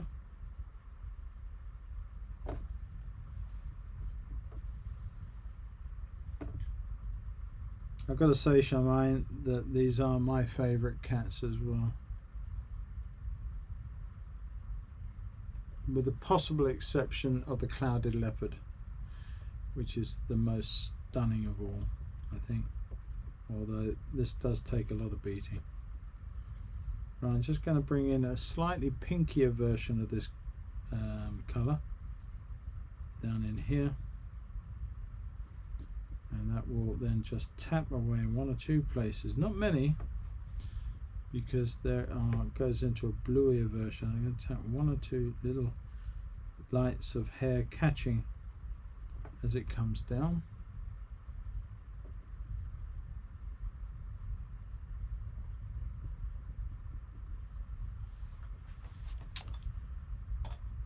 That's the one. Wish I'd done that earlier. I made some big errors.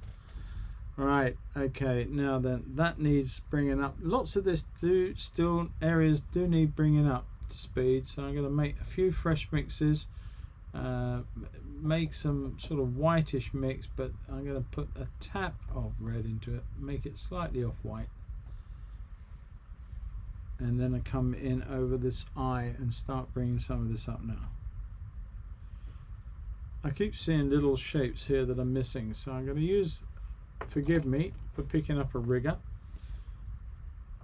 I don't need to, but I just don't want to lose the colour on this paint, the colour paint on this brush, should I say. But I just want to tap in.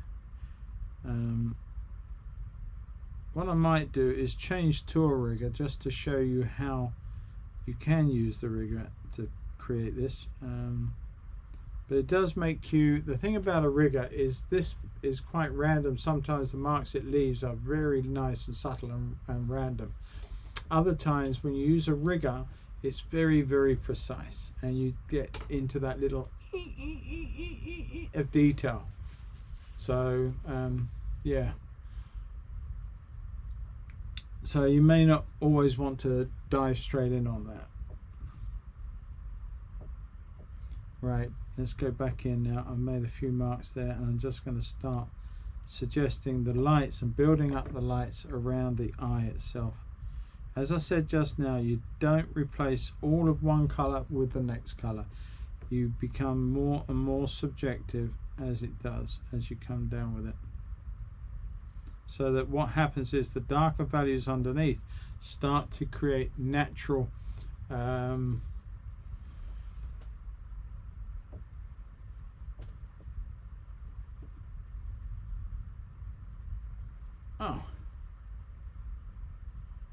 Oh, okay.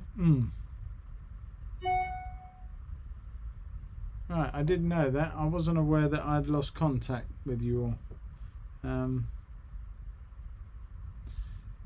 Apologies. Right, this actually goes up higher. I haven't got it high enough, but it will be sufficient for this. And we can just take that off out of shot like so. And we can bring some of this in, tapping down this way, and if we go too far we can always bring the darks back out, so it's not the end of the world. And you don't want every subtle tap tap tap tap tap. It becomes too much like wallpaper, too you know, too uniform. You don't want uniform. Some of them can be little hairs that go off, and another time they can should be a little sideward splodge in a sense to get the same or nice or varied effects. Picked up a bit of dirt, that's not a problem at all. It can always work for you.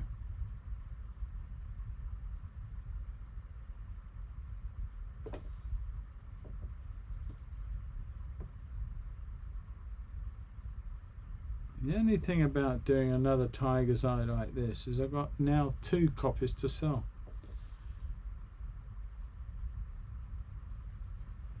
I'll have to stagger them. Right, just coming in with 1 or 2 of these. Just a bit of light, bit of white, just plonking that through the middle in the shape that the fur goes, just to get it down there. And 1 or 2 lights in here.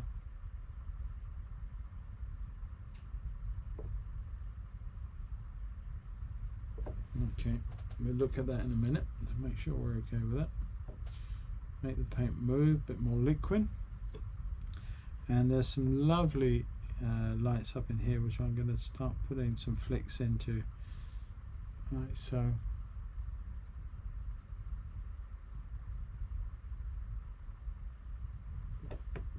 And I could make that a little warmer. I think I'm going to bring some of that colour down through that black there, and just bring some of those lights in before I go all the way in there with the white. And there's some on this side as too, which I just want to bring those in. And I think the black marks themselves could do with a bit more of a shape to them. This one is so out, it should come out here in a form of a shape like that more. And so too the other one needs to go a bit the other way in here, but out there.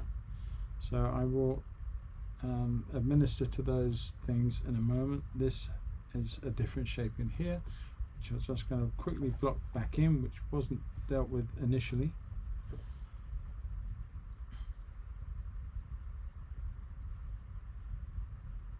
That's very roughly put in. Just changing some of this and cooling it down, taking it down a little bit. It's a little bit vibrant, a little bit fiery. So I just want to take some of that down with a little bit of white. The white is opaque, so it will level the field, as it were, in terms of the fieriness of this colour.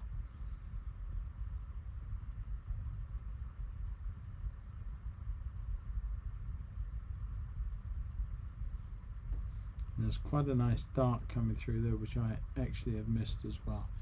Let's just bring some of that warmth and dark into here. A bit more red into it than that. Let that come off in this fashion through here.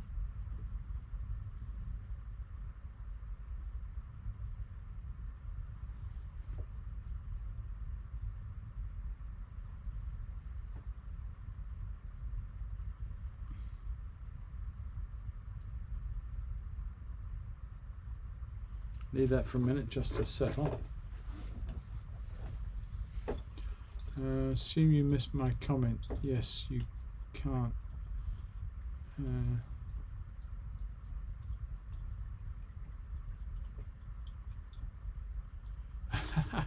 I wouldn't dream of making you do things like that, Ewan, but I may ask you to do it.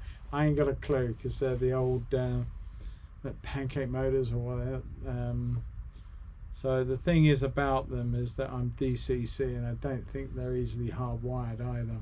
But I've got a yellow and blue, and I've got a green, and I've got a warship too, and I think I've got something else. I'm just bringing up some detail into this area around here.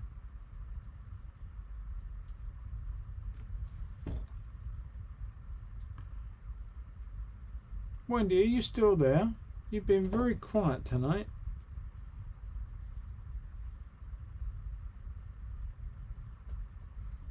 Is Teresa with us, by the way? Right, just tapping in some lights up into here. This is where it starts to get quite bright, so now we're going to work on that.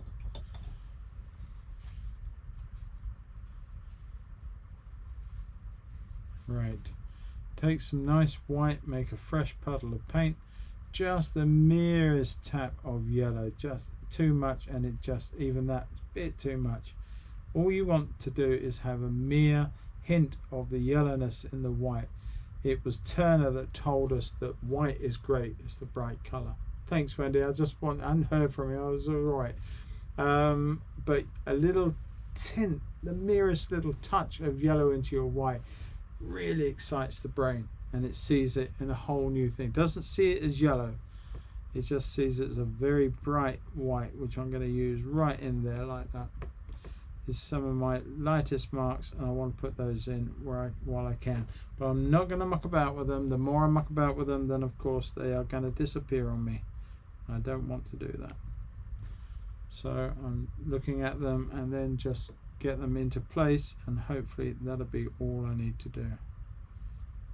Right up to the edge of that eye there and that flash, and then they sweep on down and come a little less strong as they come down, but they're still nonetheless white compared to much of the other. Actually, if I'm honest, at this point they get a little touch. Oh, not that, they don't. Come on, pick up a little bit of cool white. We get a little bit cooler as it comes down, which will work nicely against the underlying peachy colour of the colour that I put on to begin with. Just going to make that move a little easier. Just a tap of blue, too much and it will just ruin the whole thing. And just bring that in, and a little sideways movement.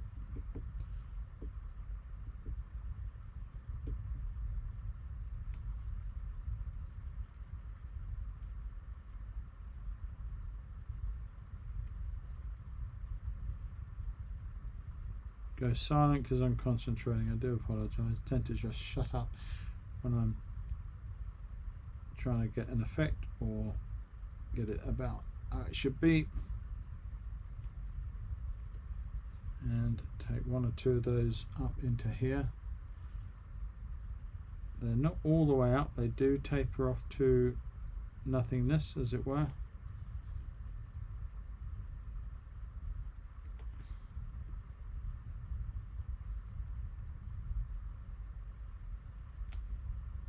And these just go and get themselves all mixed up with the other colours going on down. So then take off a little bit of white to one side and just mix up another value as this comes down, and these start to mix away into the fur, into the area of below, or going down towards the cheekbone, which we're coming up to right there. So I want to kill off some of the orange in there. That's a little bit too vibrant. I'm going to come back in with a bit more red into that. Just take that away. And then I can come in with my other lighter colour and just tap that in places over the top like so.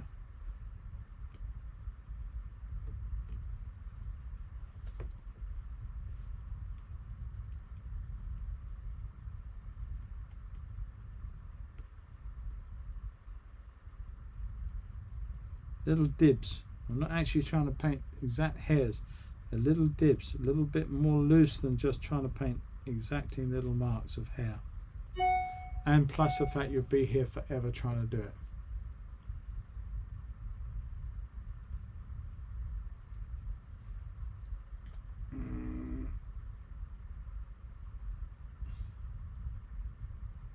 Yeah, okay.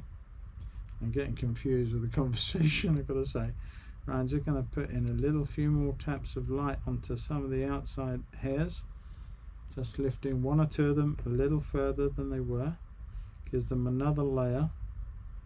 But again, I'm trying to mix that up and do less places so that it appears that they are getting more and more depths of material and fur that you can see.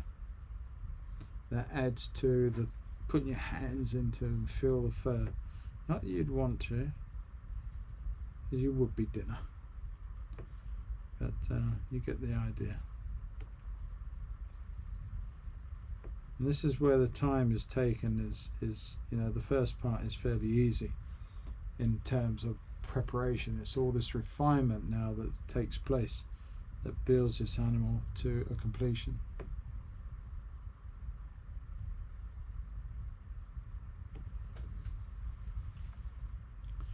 Right, I'm gonna do some work up around here rather more quickly, because I'm aware that we are fast approaching that 2-hour mark, and although I probably hope I won't turn into a pumpkin, I could turn into something far worse.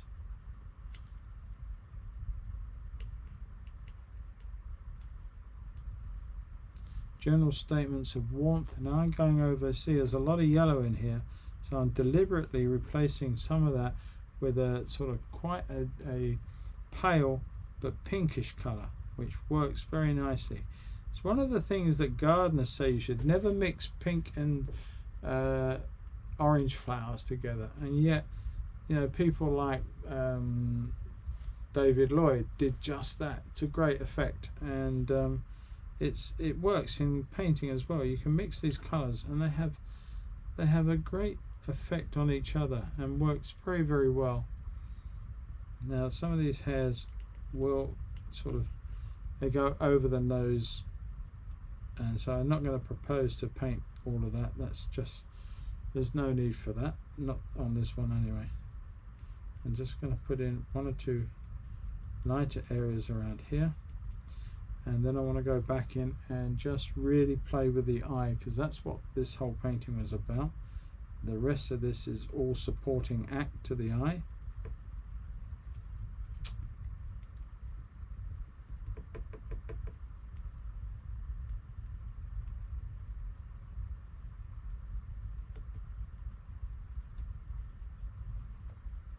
Okay. Right, let's go in on the eye now. And I'm going to clean my brush very, very thoroughly,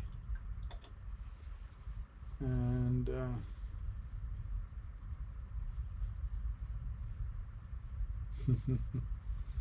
Yeah, do you know when I was a lad, when I was probably your age, Luke, maybe a bit younger, I'm not quite sure. I had my own bedroom, and we came to redecorate, and my father was horrified that I wanted 2 walls bright orange and 2 bright purple.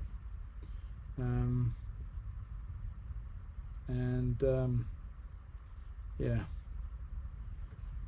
don't ask. I got it, but don't ask. Right, I'm just going to tap in some lights in here just to bring the eye a little bit more alive through here. It's moist around the edge of the eye, so I'm going to put that in and try and make it happen. Some little shapes to it where it's thicker, and there's some reflections coming through it, and that's what you're seeing. And they are there at the top, but not as bright as they are further down. You're seeing a bit of a glistening, nothing more, just maybe a little brighter tap there and there. Okay, now the eye is starting to come alive, John. And we're going to tap in a little bit more pale blue, I think, into this area here. And I want to go in with a bit of dark because I think the area of blue is just a little too big. I'm going to come in with some, didn't want that. I think I picked up some horrible colour somewhere there.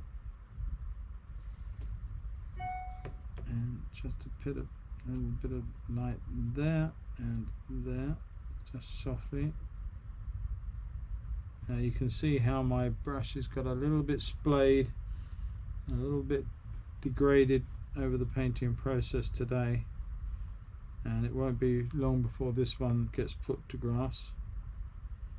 Probably got another couple of paintings inside it before I finish with it. Okay. So now I need to, I think, just come in with a dark, just a dark purple, pretty much, I think, just to come over here and give this a slightly different shape and reduce it. Okay, I want to bring some darks into the top of this light so that they are reflecting the eyebrows, eyelashes, whatever. So just 1 or 2 taps to alter what you're seeing in terms of that light.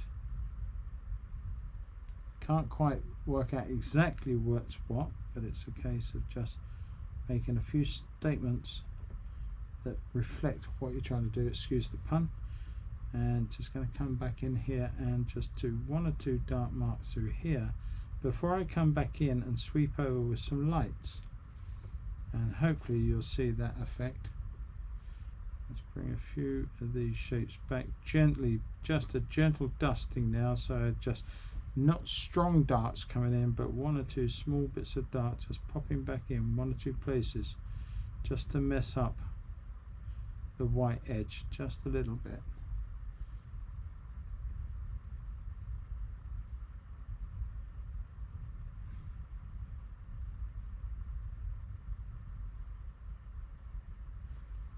Okay, I'm having a lot of fun with this, got to say. And don't forget the Bridget, have you been there all the time, just being quiet, or have you come in just and seen it? Interested to know. Right, just coming in with refining a couple of these shadows across it. That's a bit too strong, so gonna come back in and take that back out. There's a bit too much red in that colour.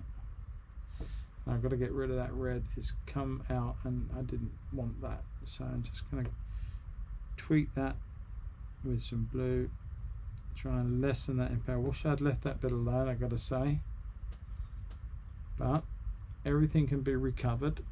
It's not a case that it can't. Just got to work at it a little bit. There we are.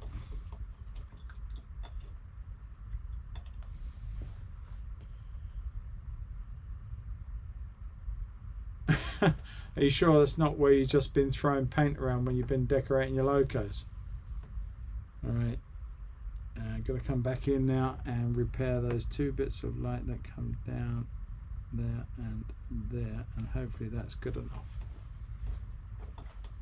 What I was trying to do was get that darkish, it came out a bit too red, so I'm just going to come in with a general, because these shadows come out into the fur just ever so slightly and you can see them. That's a little bit too obvious. I'm just going to touch them back a little bit.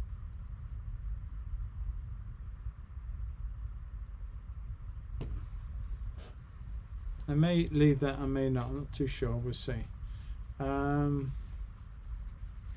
Alright, now I'm going to come in with that strong white colour, more fluid from the, but that's gone a bit green on me, so I'm going to make a fresh mix just below it. A little bit of the liquid, and now we're just going to come in and just pop away with one or two. Needs more liquid, a bit more fluid. Tap of the yellow just to take it off the pure white, just to lift it, and I'm just going to come in and make one or two statements of light in here. Now actually I will use the rigger for this because it is something that I'd like to get right. I don't want to muck it about, don't want to have to do it twice. So this is part of, you know, the real finish, and you want to bring hairs over and down and be very, very precise with them.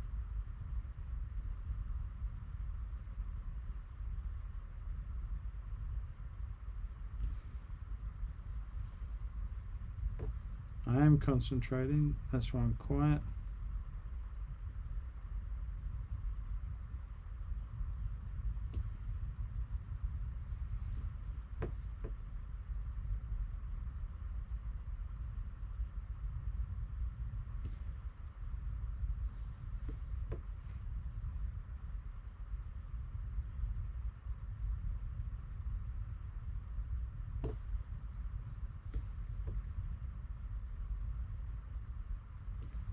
Okay.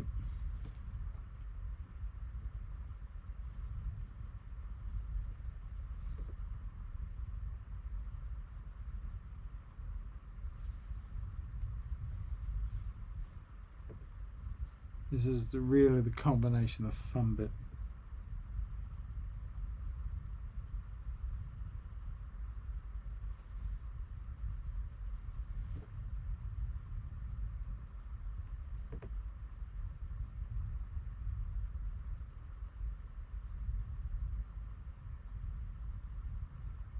Just little bits of gnawing away at the dark to suggest that the follicles of the hair are right up there.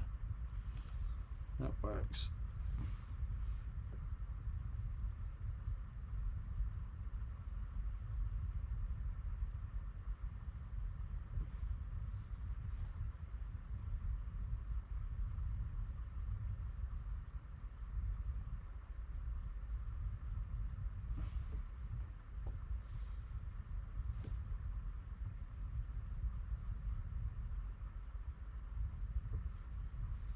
Now I'm starting to put one or two other marks in other places just to bring it up to the same sort of finish, in terms of selecting one or two that just stand out more than others,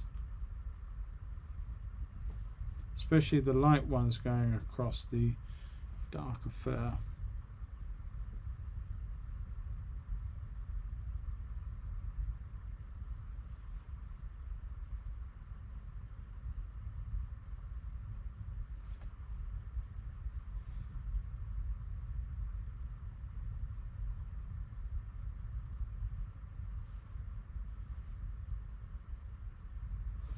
I did want to put in some darks, didn't I? So let's just come in. I've got this rigger in my hand, I forget to put it down.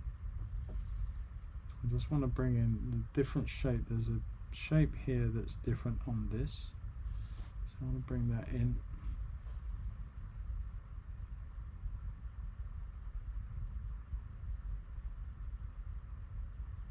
And eat that back into some of the furs, not all of it, so you get the general idea. The shape goes out here, but just by a few taps it makes that go round more. And this one is very much coming out this way, so we're going to bring that this way, and something like that. And then there's a little cup, a little right hand area there, and that just comes on down through the side here, something like that. Like I said, it doesn't have to be absolutely precise. The photo taken, good question. Actually, I think this is one of the Smarden lions, if I'm honest, Luke. Pretty sure it is. Not 100% sure, but I think it's one of the Smarden ones. Having said that, it could have been from a number of places. But it's definitely a zoo one, because I've never actually seen a wild tiger yet. That is one thing I would love to do one day, get out there. I had an opportunity to get a Rantham boar many years ago. I never took it up. I so regret that. But hey ho, we live and learn. Alright, just going to bring some. I'm not going to do too much up here. Don't have the time to sort of explore all of this. I just want to make the shape a little better than it was. Should go back to this brush to get the job done in half the time. Crazy, I wasn't paying attention to what I'm doing. Right, so I'm going to put a little bit of green to that just to take it away from the purity, and just come back in here. The green just tempered it. It was a little too bright and garish, so I just took it down with a bit of the green and just coming back in with the tip of the brush once more. And as you can see, it does do the job a lot faster than mucking about with the rigger too long.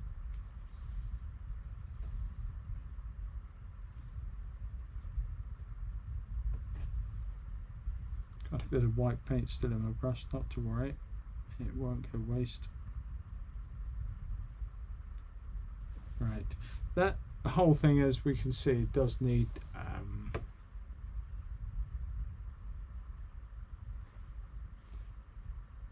yes, sorry, just looking at my picture of the eye, and I think that I need to do a slight adjustment to the shape. Just something I've been looking at and I've seen, and I think that we just need to make just a little adjustment to the shape. And I'm just going to come in here and take that line a little bit more straight through there and put this into shade, and come over the top of that with some lights further on and make that like that.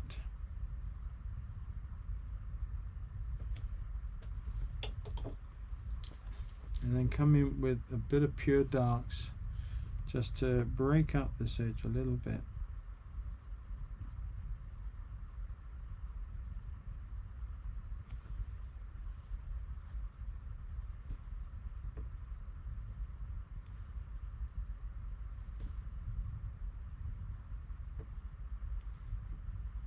Okay. Now also, while I'm doing this colour, is I want to bring some of this up a little higher.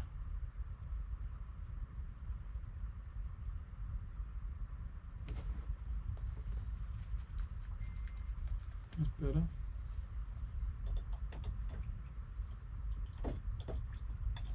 Right, okay, so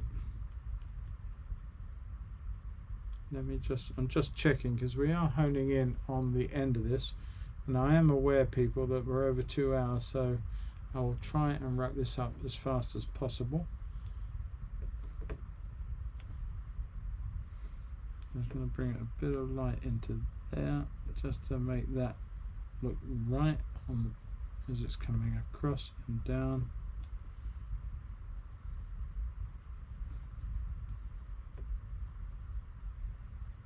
Like so.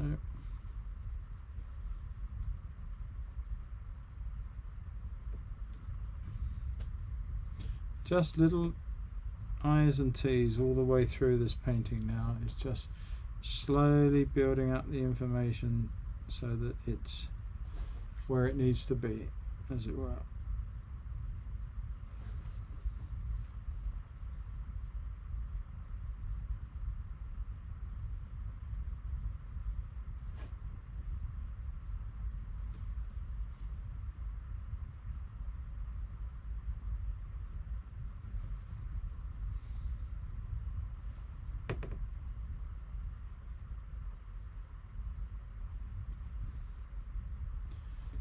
Light coming in over some of these areas. So we've got the white next to that peachy pinky colour, and we're going to bring that up another value and 1 or 2 and just bring that through, and it gets quite pale down through here. I'm going to bring that in quite early on now and let that come through, quite palish colour, and that gets a little bluer as it descends down here out of sight, because obviously it's going into the cheek. So we have to represent that the colour is sort of just catching a few lights down here, not many, as it just around there, and maybe a paler blue colour and pinks together.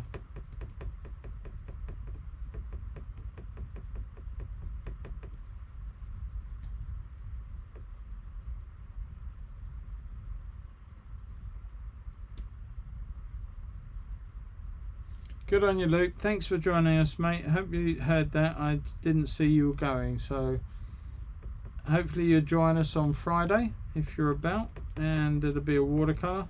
I have no idea what yet.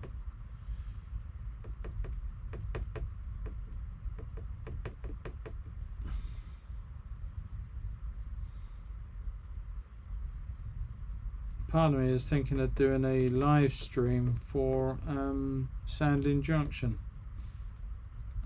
Once a week, if I can spare the time. I'd like to do that, just sit at the modelling bench and do something, but that's a whole new thing.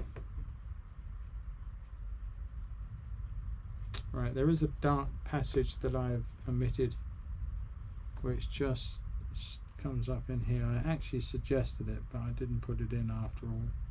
We can put that in there, and then just come back in with a few lights just to bring it together in place.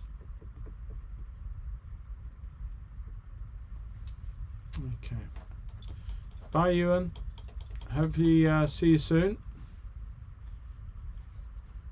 Okay, I think we are pretty much where we can be with this. There's always more you can do with the painting, but this is a demonstration at the end of the day, and you know, we could be here for a week if I keep at it. Definitely, if this was to be a finished painting to sell, I mean, this little study will go on sale the same as the other one is. But what I'm saying is that if I wanted to do a big tiger for somebody, then I would be spending a whole heap of time. And to me, the eye is, the eye and the face is the most important part. Well, we all know that. I don't need to tell you that. We all know that it is, and as such, it needs a lot of work. But this, for a study, has worked, in my opinion, quite nicely. I'm quite happy with the outcome.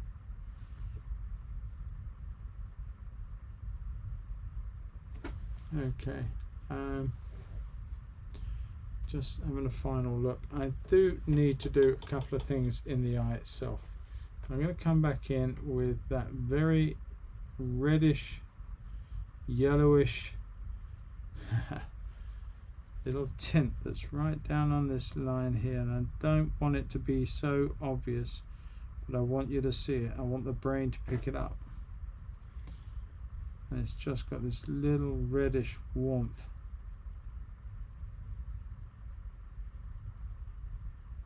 I'm tapping very, very carefully so that it happens.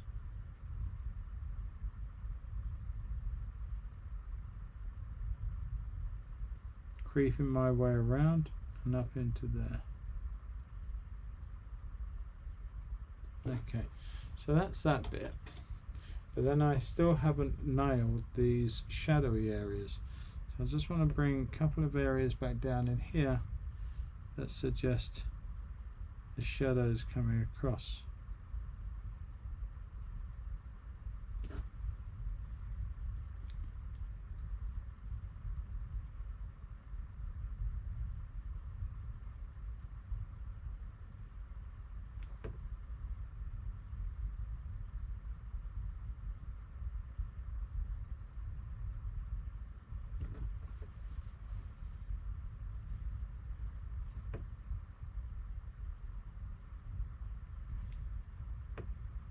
And it gets quite red into there. A little bit just there. Just turns quite warm.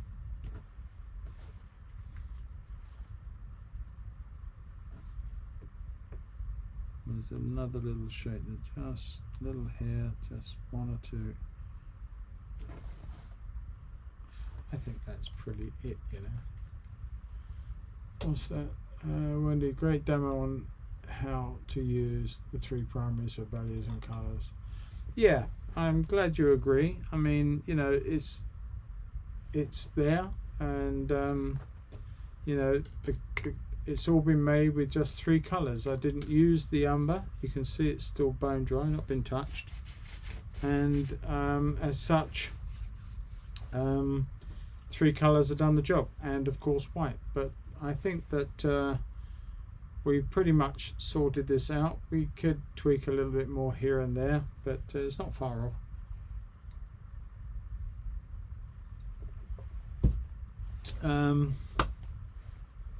Yeah, let me know in the comments after this is up. Put some comments into the video later on once it's actually on the site.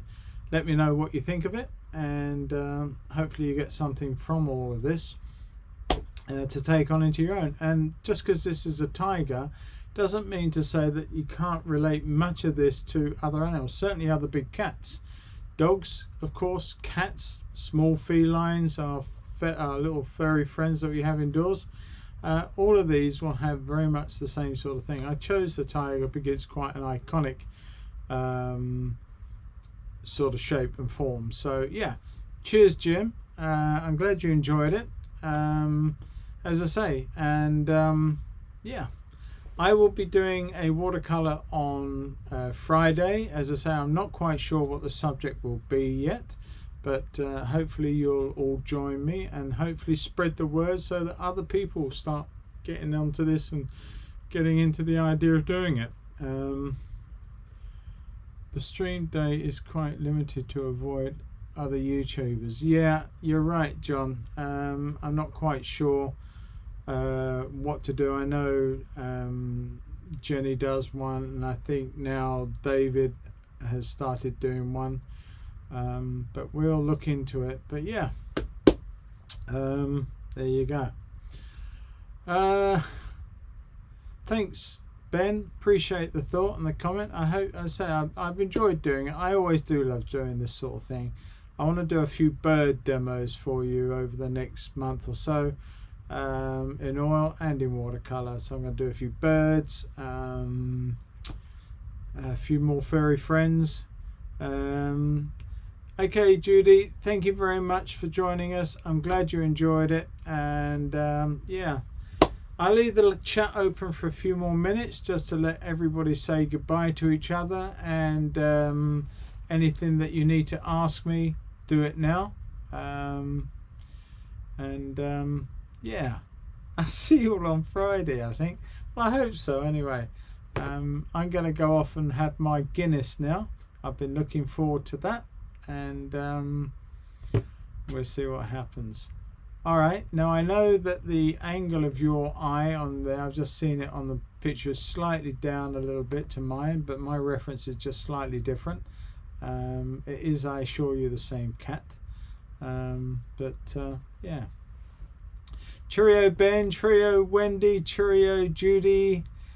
Jim's gone. I'm John, are you still there? I'm not sure. Derek, Bye, mate. Nice that you could join us again. Hope to see you for the watercolor on Friday.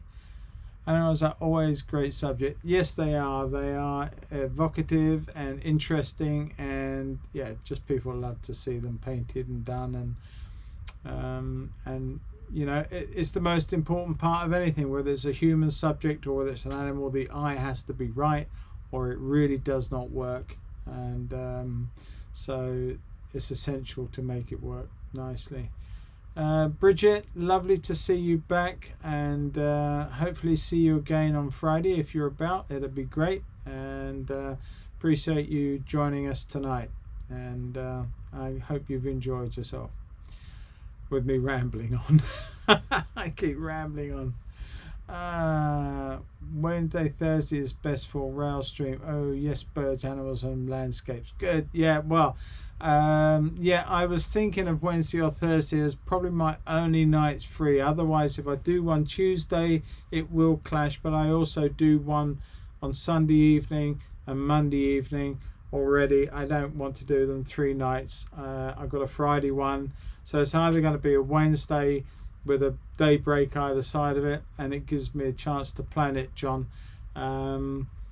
But I can't do anything out in the actual train room because I need to get a new line out there with a new dedicated hub thing. I've got not enough signal or be able to boost it out there. So whatever I do has got to be in here where we are right now, but I can go down on the surface and I can film all my workbenches right next to me to one side of the camera. If I just swing it around, you can see a few of the shelves of stuff there, and they go all the way around behind this camera and over here, so I do all my modeling from there. Yeah, track cleaning. That's a good one. Well, I better not take any more time up on this because otherwise other people will get fed up with watching it when they watch it back. But maybe I'll give you a little bit of video chat or something if you're up for that after this. If you're too tired, maybe another time I'll tell you all about it. But yeah, all good stuff. I know I haven't done. I didn't actually take a little bit of light down in here. Just needed to do a little bit down there on that tear duct. I've just seen it down through there. That's where it was, not there. And a little bit up in there. There we go. That's it. That's all I needed to do. Right. Okay, John, if you're up for a little chat afterwards, either video messenger or something of that nature. I don't know what system you use, whether you've got an iMac, whether you're going to do FaceTime or something, and I tell you, or another time, whatever. Right, okay, so on that note, thank you very, very much, everybody. I'm going to call it a night, and yeah, message me, John, on Messenger. And that'd be great. Bexhill West, thank you very much for joining us. Jeff, take care, mate. See you next time round, and we'll go from there. All the best, people. I'm going to close the chat now and close the stream. I think I got it all right. There we go. Stop streaming. There we go. Stop.